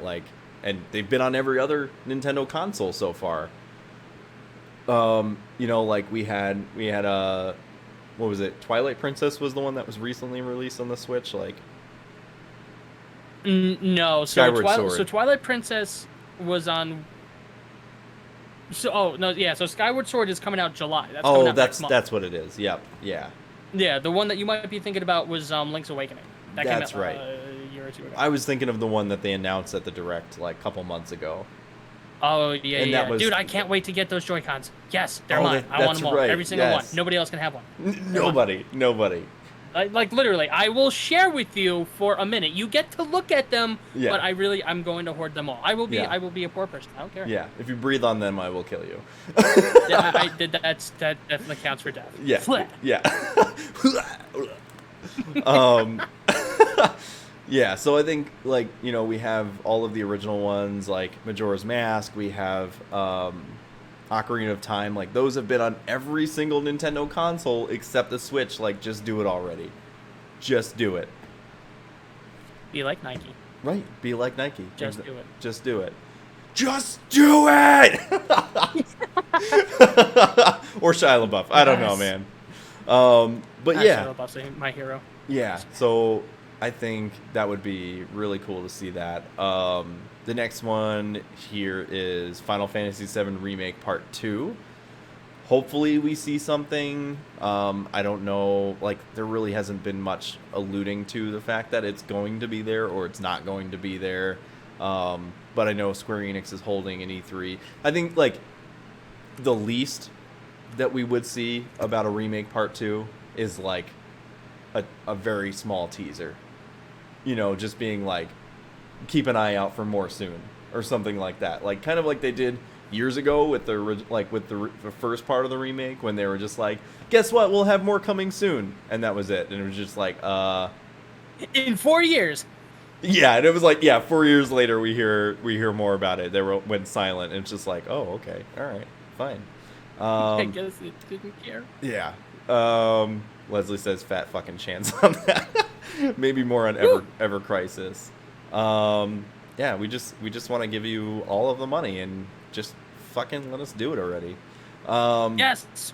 Yeah. So I hope to see more, but I'm not holding my breath on that. They may be showing more on that Ever Crisis, which is that whole mobile platform of games that they're releasing. I think they were doing a re-release of Crisis Core and the First Soldier, whatever that Battle Royale version is. I don't even know. Yeah. I'm done with Battle Royales. Enough. I've never been into it. It's just not my thing, making a Final Fantasy VII Battle Royale game is not even remotely close to the last thing on my list. I agree. Yeah. I Some people are hoping that we get some more PlayStation 5 colors shown. I know we've had some PlayStation 5 controllers like recently and like shown off. There was like a red DualSense controller. I think they might have had a blue one or something. So this would be cool to see like some more like special edition, like because they did that with like the PlayStation 4. They had the Destiny edition that was white. They had the Star Wars Battlefront one that had the Imperial logo on it with like I think it was, like that was dope. Yeah, that one was really cool. They had the Spider-Man one that was all red with the fucking white spider on it. Like I wanted that one so fucking bad. That was so fucking cool, man. Then I reminded him of Poe. I love the I mean the PlayStation. What was that? I don't even know if that was English. I said yeah, but then I reminded myself I'm Poe. I'm Poe. That's right. Yeah, I heard something, but I don't know. I'm Poe. That's exactly what I said the first time. Though. I wanted to make sure that you were. That's the funniest thing. Like when Just people keeping me like on my you don't toes. think that they're actually. Yeah, it's like you don't think that people are actually freaking listening. You're like, yeah. Then I got I got zapped up in the spaceship, and then I got anal probed, and unfortunately I wasn't really a big fan of that. But they seemed to be enjoying it, so then it was swirling around up there. And like, what the fuck are you talking about? It's like, okay, so we are listening. Yeah, so we are listening. Oh my god. Yeah, so I think it, I think it would be really cool to see like some more special edition. I always love those. Seeing more special edition PlayStation 5 versions coming out. Yeah. So we have that sort of look Make them forward smaller. to, hopefully.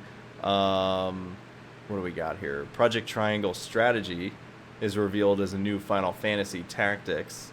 This is a bit an odd prediction. We know Project Triangle is a new game from Square Enix, and the newest in their line of HD 2D games that started with Octopath Traveler. The art style is an awesome way of translating any SNES and PlayStation visuals to work in a 3D world. This game looks freaking awesome. I still haven't played Octopath Traveler, which is the same studio that is working on this. But this game, I love the art style behind these, and I need to play because I think Octopath Traveler is actually on Game Pass for console and PC. Right? It is. Yes. So Yeah. that's a game I want to play. I just would prefer to play it on like the Switch though, because that's just like, the retro nostalgia. It's just perfect for that console. But I don't want to pay $60, for to do that, So I'm like, I'll probably just play it on Xbox Game Pass and just swallow my pride. Let's see. Some people are hoping that maybe they make a return. Nintendo makes a return of Advanced Wars. Possibly. I don't know. Have you ever played that? It's sort of a tactics game, but it has like tanks and like troops and things like that. It was pretty cool. It was a really cool game on the Game Boy Advance. It's pretty. No, I actually didn't have a Game Boy Advance, unfortunately. I had the Game Boy, Game Boy Color. I think you could also I think you were actually able to play it on like the Game Boy SP, like the little clamshell looking one. Okay. Like they had the That little... was the one before the DS and whatnot. Yes. Yeah. Yeah. It was a little square that was like the clamshell, and then you could connect it to the GameCube and all that stuff, and use it as like a second screen sort of thing. That was such a fucking genius idea at the time, That's Nintendo being Nintendo, though. Yeah. Thinking outside the box and doing all these other freaking things where everyone's like, yeah, look at Nintendo freaking being weird and shit. Yeah. Look at the Switch. Yeah, just like all the ingenuity and stuff like that, So, yeah, so that'd be cool to see that. Let's see. Capcom brings VR to Resident Evil Village. Well, I guess they did it for Resident Evil 7, so I don't see why that wouldn't be a thing for PlayStation VR going forward. Interest you in VR? Right, that tall ass fucking vampire lady. Yes. Let me get some of that. I am so. Hello. Hello up there. How are you? Would you like to go on a date with me? No? Okay. I will go swallow my pride and crawl up into a ball. Oh my god. So yeah, I think this would be cool. Obviously, like Resident Evil 7 came to VR only on PlayStation VR, so it's probably not something we'll see for PC VR, unfortunately. Yeah, so Sorry. What?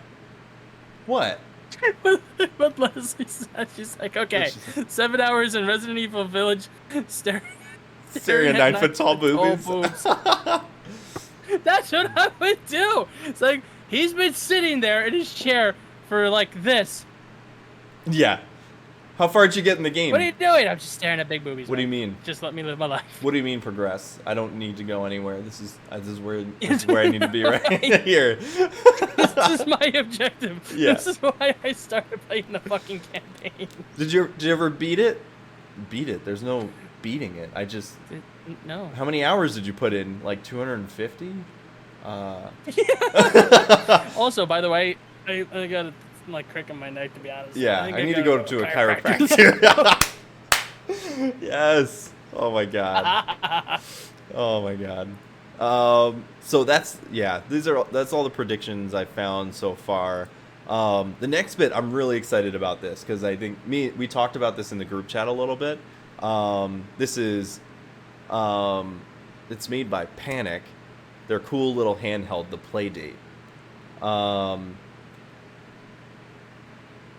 Do you remember was this? I drunk for this? So, No. it's like a little mini like Game Boy. It's yellow and it has a little crank on the side. Oh no! Yeah, okay. I remember you guys Yeah. sharing that. I didn't open it up though. Yeah. So do go on, please. There's new details and stuff about like pre-orders and all that stuff. So it comes with like a charger and it actually comes with like a little dock that you can charge it on. And it also has speakers too, so if you wanted to like play it on the dock or use it as like an alarm clock or have it play music and stuff like that, you can use it for that. And it's just like, it looks like an old school Game Boy and it's only a black and white screen, but it's like pretty high resolution. And it's super, yeah. So what's kind of cool is like you don't buy games for it. I think you buy like game passes or something, and I think you get like 2 seasons of passes. Then there's like 24 games in each season pass. And they just like, they automatically update to the thing, and then you can play them, and they all like use that little crank on the side that make it just kind of like have this unique ingenuity where it's like really interactive. Okay. Yeah, it's super cool looking. So Panic is a company that has earned their reputation for creativity, and it seems, knowing a big selling indie game, when I see one, let me expand this a little bit, I can't see all the, it has published, so Panic has published 2 games by third parties to date, Firewatch and Untitled Goose Game, and those are awesome games. I never played Yes. Firewatch, but Goose Game is awesome, but Firewatch looked awesome. Panic is also known well for the Playdate, which I mentioned is the little handheld revealed back in May of 2019. As we live in an era where Nintendo no longer has a dedicated handheld department, it's a little creation such as weirdness and charm that quite a few of the Nintendo Life team are smitten. So it's tiny, it has a black and white screen with a crank, and will also distribute new games every week. So since the reveal updates have been rather limited, at least in public, the circumstances of 2020, obviously, and the ongoing manufacturing issues affecting technology this year won't have helped Panic while trying to launch its first piece of hardware. The wait is finally coming to an end, though, with the company releasing an update video that confirms all sorts of details. The price will be $179. We'll see how things transpire in terms of shipping globally, but it was a bump from the original price of $149 that they said initially. The number of games, but I think the reason they increased the price was because they increased the Season 1 download games that are going to be included in that has increased from 12 to 24. So you're getting double the amount of games anyway, so it's like, that's a no-brainer. The video also showcases a few teaser projects and reveals quirky Playdate stereo dock, an accessory that serves as a charging dock, speaker system, and pen holder. The latter matters a great deal, of course. Also unveiled was Playdate Pulp, an easy-to-use browser-based tool that will allow anybody to develop games and transfer them to the system. This is pretty cool. That's pretty cool. It is really cool. I think like it. It's It's an interesting concept. yeah, not only is it just like a creative little thing, it's just very unique, but also it's inspiring, I think, just regular gamers and things like that, or developers, to make new stuff for it and put it onto the system, and then you're like, oh, hey, I got a new game that, like, let's try this one out. This is really cool.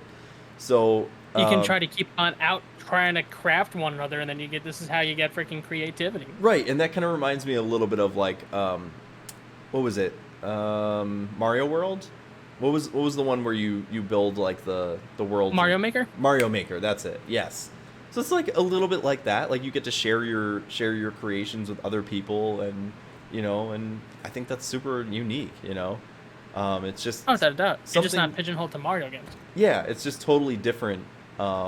It's just something different to have out there, and I think it's really cool. So it looks like they confirmed that the pre-orders will open in July, and it won't sell out. However, orders will be gradually fulfilled over time depending on manufacturing. The company has promised there will be 1 week's notice before pre-orders go live. The first shipment of around 20,000 units is expected late this year, with orders beyond that initial batch arriving in 2022. So lots of details on this. Again, this is just so awesome. I would definitely love to pick one of these up just to kind of dink around with it, if nothing else. And dink around it. Yeah, dink around that little crank. You know what I'm saying? Dink, dink, dink. Yeah. This definitely took a turn. Sorry, I got a little excited about the crank. I like to crank it. I'm talking about dinking and cranking it. All right. Well, this just went to a different direction altogether now. All right. Yeah, exactly. Oh yeah, Leslie says essentially it's good for indie exposure, right? Yeah, I think so. It's a good place. Good place to be uploading all of these kind of things. This was an R-rated conversation.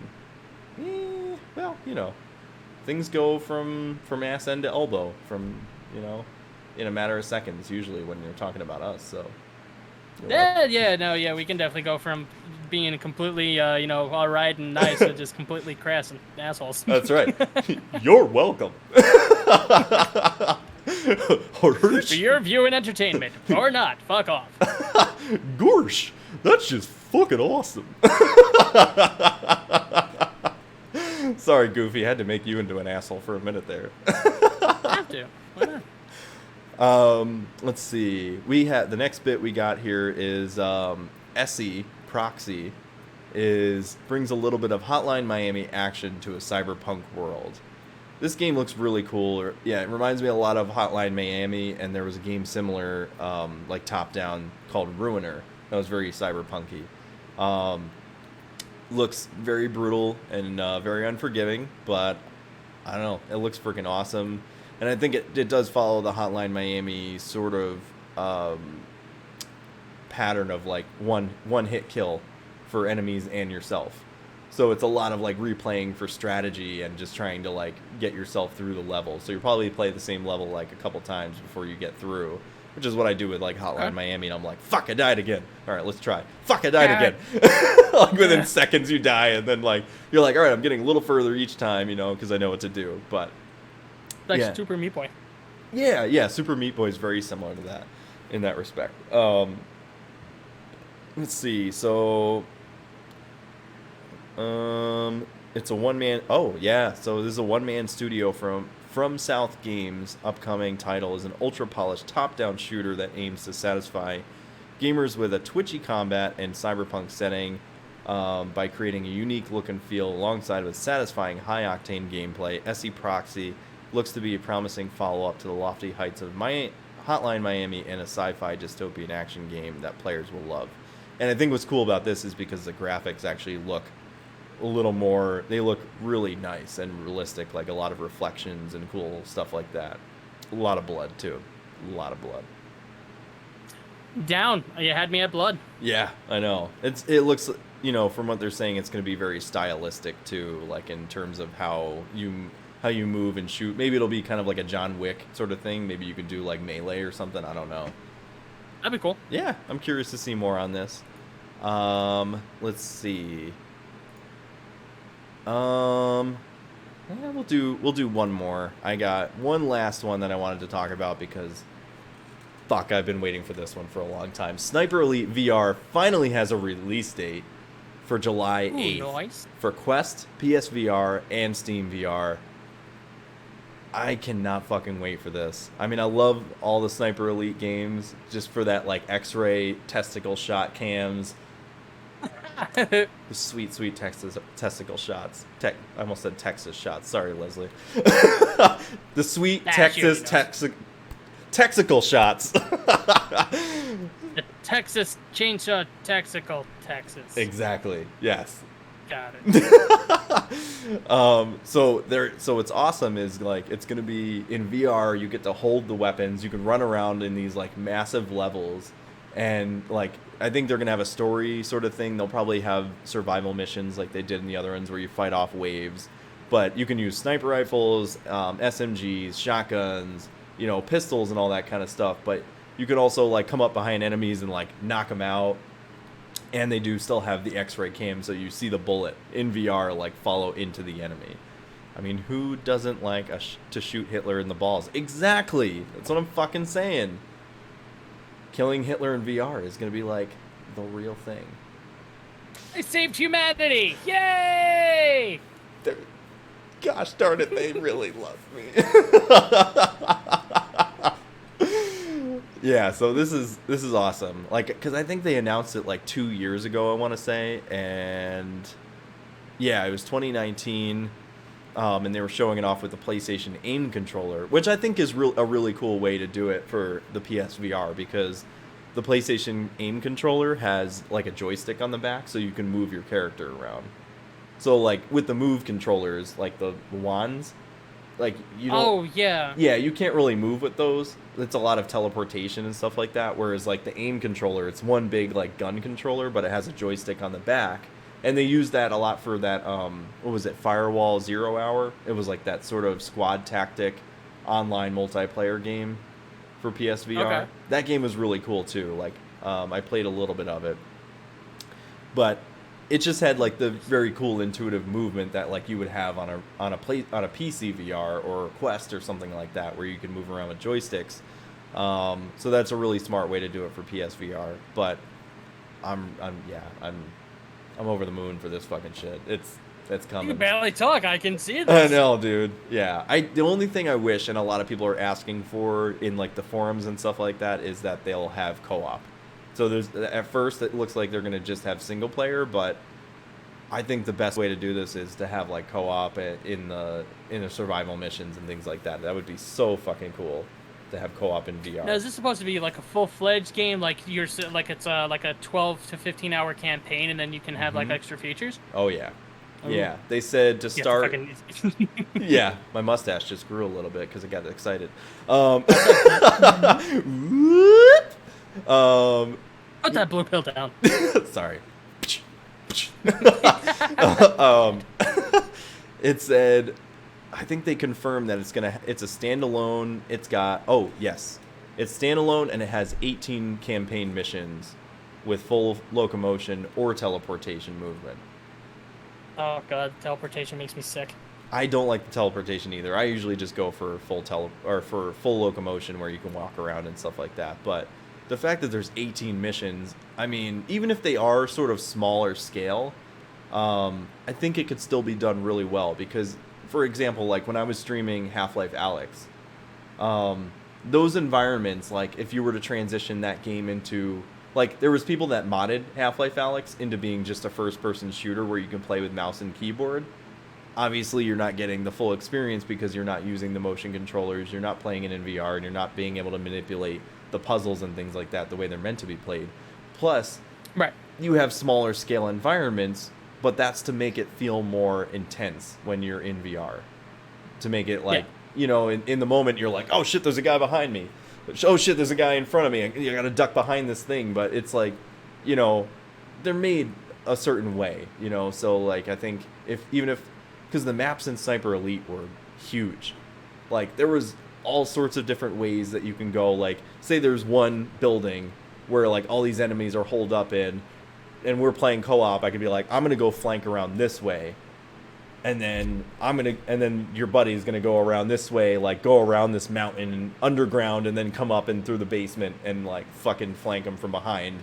And it's just, and you can also put down traps and stuff like that, booby traps with like tripwires, landmines, and all that stuff. So I think I think it's going to be really cool.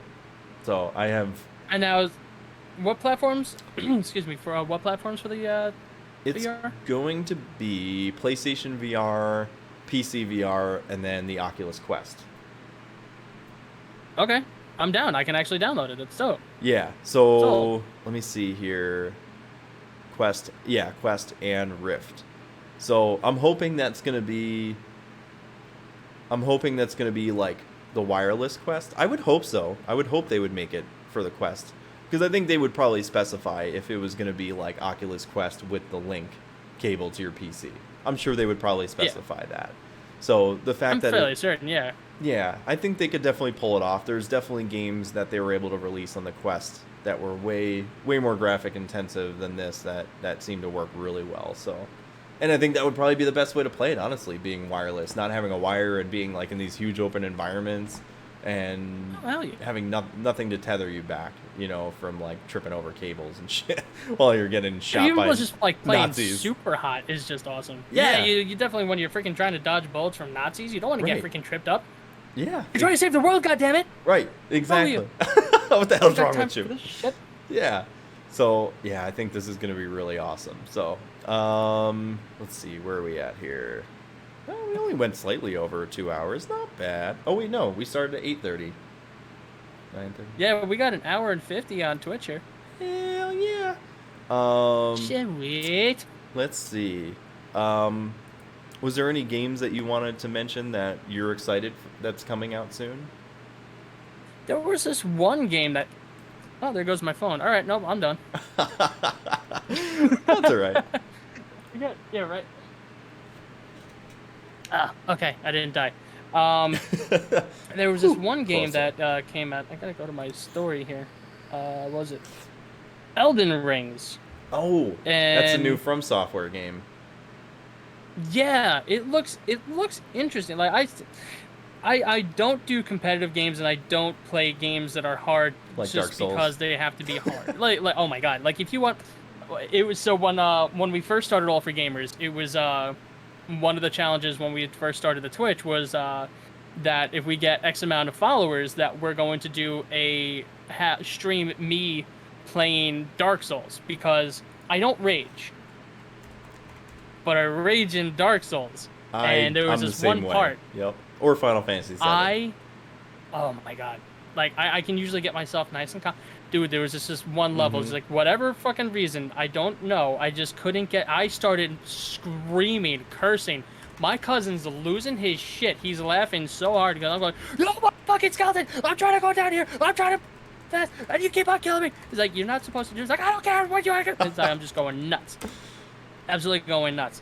Haven't raged since, because I stopped playing that game. So. Yeah, I used to rage all the time when I was younger playing games. I would get so pissed off all the time, and then I just got really good. What am I doing? This is how I dust off my shoulder. I got really good, you know. What's yeah. that? That's a But yeah, there's certain games now that it's like there's very few games that will trigger me, like Rocket League. You were fucking out. That was fucking funny. That was a lot of fun. That was That's more one of the like few games I can actually do well at. yeah, that was more raging just in the fun of it. Like I was just being ridiculous, but like I raged hardcore when I tried playing Dark Souls. Sekiro Shadows Die Twice. That was another From Software game. I loved the game itself. Yeah. Like it was really cool premise and everything. beautiful. They're beautiful, yeah. But it's so fucking hard eventually. Like I was just like, all right, I think I played enough to experience this game. Like I think I put like 30 hours into it. Like that's plenty.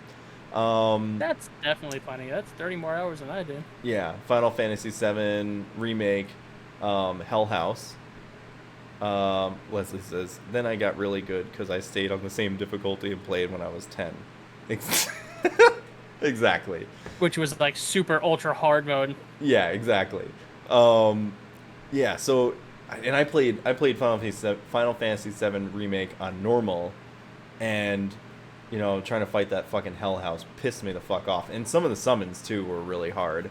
But, of course, Leslie's daughter, you know, beats the Hell House in, like, 2 tries. It took me, like, 30. Don't give me the look. I didn't do it. I'm not giving you the look. I'm just salty in general about it, you know. So yeah, there's very few games. I did get a little raged up when I was playing God of War recently, trying to fight the Valkyries. Do you remember that? I didn't get up to that part, but I can only imagine. Oh, dude, some of those Valkyries, you're like, bitch, fucking fucking elbow drop your ass. You know who I think I am? Yeah, I'm fucking Kratos.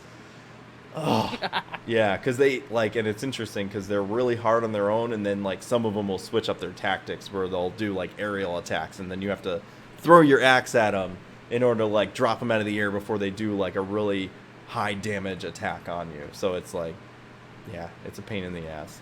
Yeah, it sounds... RPG genetics. RP genetics. RP genet. RP genetics. Yes, that word. Yep. I got you. You got me. You got me. Yeah. Yay. Oh, so there was one more thing that I wanted to mention. This is kind of cool. So there was an announcement for this 5K all-in-one VR headset, and it comes with its own virtual world, and it's called the 5K Arpara VR.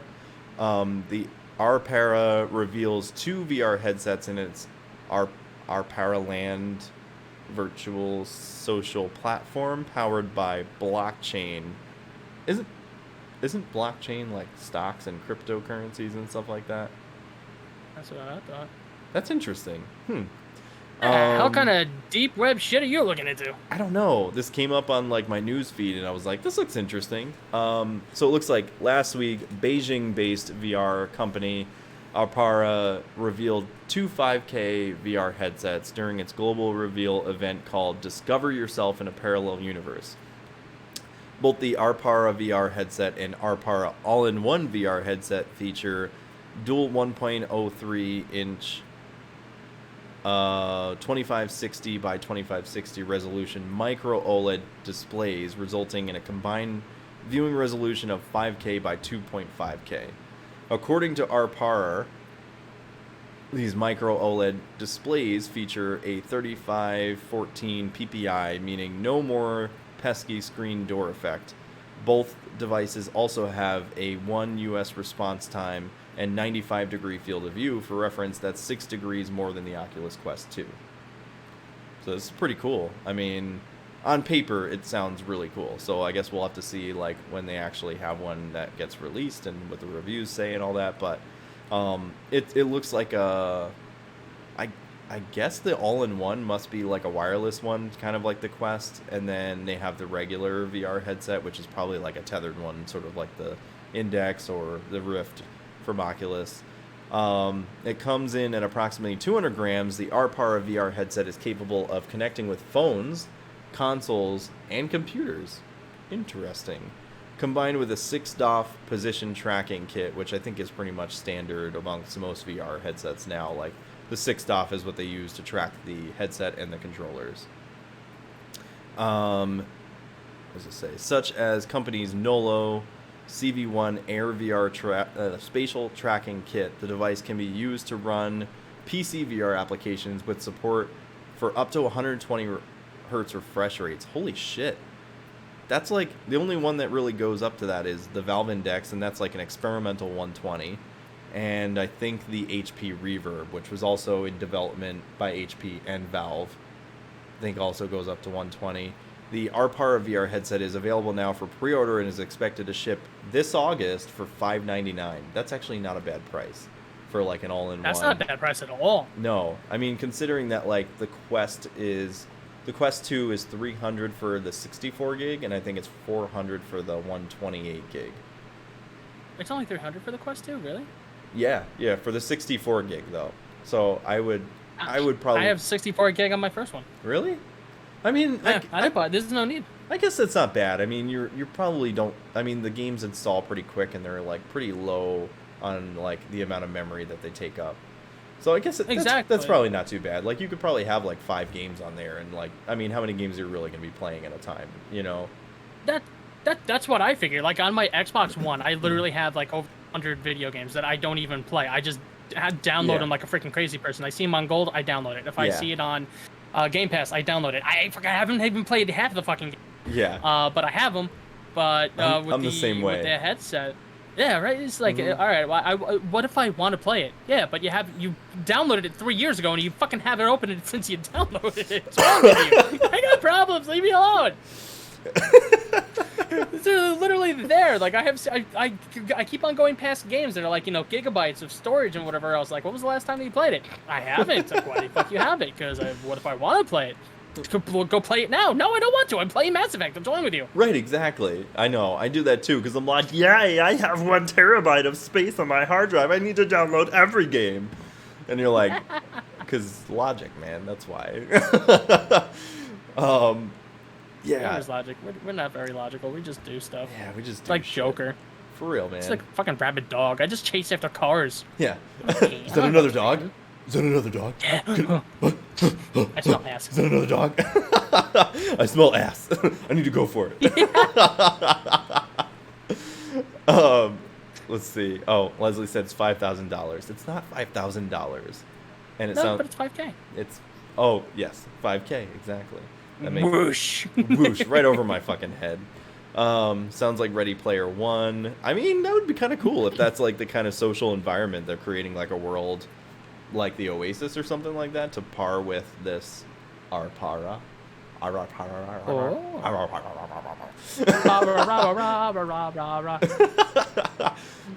I see what you did there. It's a quote. It's a quote from a movie. It is a quote from a movie. Not racist. Yes, sorry. Yes. Not racism, I promise. What is this? Oh, with everyone. Let's see. What else do we got here? No word on official price. It said it was supposed to ship for $5.99. Oh, the all-in-one, I guess, doesn't have a price yet. Weighs in at 380 grams. Features 6 onboard cameras for 6-off inside-out tracking, removing the need for separate tracking kit. This all-in-one device is capable of streaming Steam VR games and apps both wired and wirelessly, with support for up to 90 hertz refresh rate. Okay, so the wired one is 120 hertz. That makes sense. And then the wireless one is going to be 90 hertz, which is right in line with the Quest and Quest 2, I think. Okay.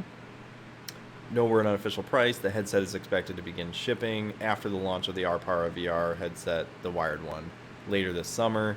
It's also launching its own dedicated virtual social platform, launching this August on Arpara VR headsets. Arpara Land, keep saying that damn word, Arpara, is described by the company as a virtual world where users can customize their own avatars and times, participate in relaxing activities, conduct business, and more. And because digital assets on the platform are recorded on regulated blockchains, users can profit from their work by minting their digital creations as NFTs for auction. That's pretty cool. So that makes sense why they would be using blockchain, because that is used for stocks and cryptos, that you could make money in this world. That's interesting. Well, I know what I'm going to be doing full time. I'm going to be going blind, and I will be rich while doing it. Exactly. Cranking the wank. I mean, hell yeah. And me and AJ are just going to become virtual strippers. Hell yeah. You know? OnlyFans, here I come. OnlyFans VR edition. Here we come. I will pay you to keep on your clothes, sir. Please, just stop. Just stop. I just took my socks off. I know. Put them back on. It's disgusting. But that's why we create our own avatars to look, more attractive. We can pretend to be women because more people go for. Oh. I got something in my eye. Ugh. I'm like, are you winking at me? What the fuck are you doing? You're welcome, AJ. You know what they go for. Like, Man, what's wrong with you? Man, you see. Wait, so yeah, Leslie said I thought NFTs were going under. What is NFTs? I'm confused by that a little bit. Yes. Yes. I'm gonna Google this shit I real don't quick know. because Yeah, an artist that I followed, I know that he said that he sold his NFTs. Like, she says non-fungible token. So. oh, there you go. Okay. So what would that be like? What would that be related? Google? I did not ask you for your opinion. Well, the government's listening on you. Woman in disaster girl meme sells original photos as NFT. NFTs explained. What are they? And why are they? Non-fungible token of disaster girl. Okay, yeah. Okay. Thanks, Google. Technically something that doesn't exist in the real world, like I can buy online artwork. Oh, okay. So it's more like an in-game currency or something. So you can use it in-game, you wouldn't be able to use it in the real world. Which I mean, nothing though. Like if you think about it this way, more and more people are spending their time more and more online, so that actually their lives are becoming integrated online. So something that isn't technically value, if you have hundreds of thousands, millions of people putting value behind something that's non-value, it now has value, and then you can. Honestly, that's what the dollar is. You're just going between people, just like, all right, here, I'll give you this for that. It's a trade. So if you have somebody who's going to be like, put like a value behind it, it's technically currency, and it's probably going to be more valuable than the American dollar eventually. That's true. Yeah. Yeah, this is interesting. NFTs stand for non-fungible token. It's a digital asset that serves as a secure record of ownership for an item or collection of items, stored on select blockchain ledgers such as Ethereum and Solana. Okay, so I guess it could, maybe at some point it could become more of like an actual crypto or something like that you could use in the real world, like in the Oasis and Ready Player One or something like that, or you can buy all these things in game and then you can use them in the real world, or I don't know. There's the possibilities are endless, darling. They are. Yes, darling. How dare you ask a man about his streaming deck in the Oasis? How dare you? How dare you? Mwahaha!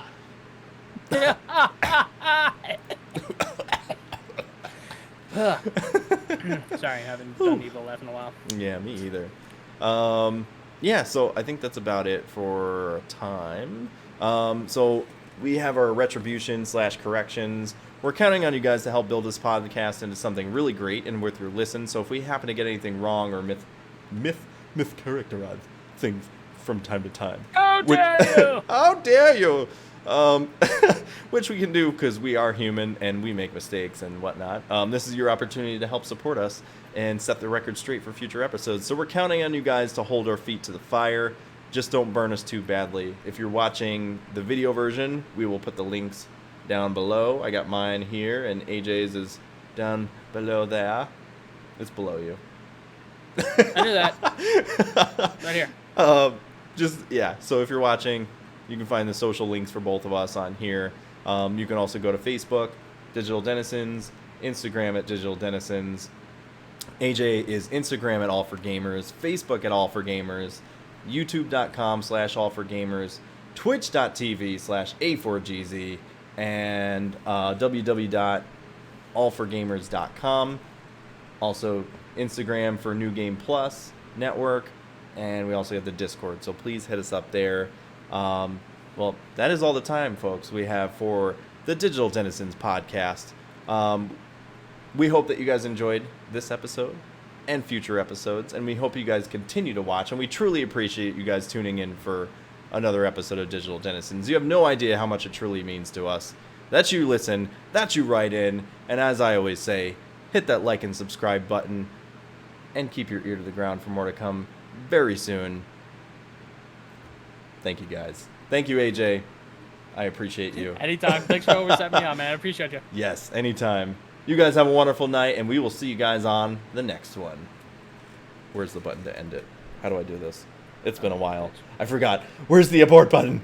Ah!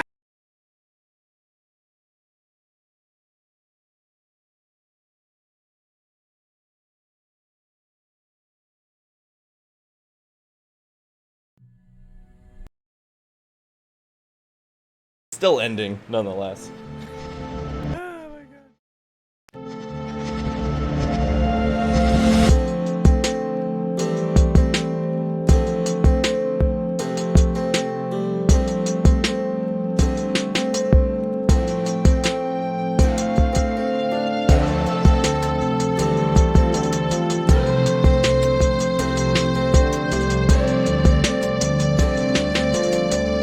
are listening to Digital Denizens.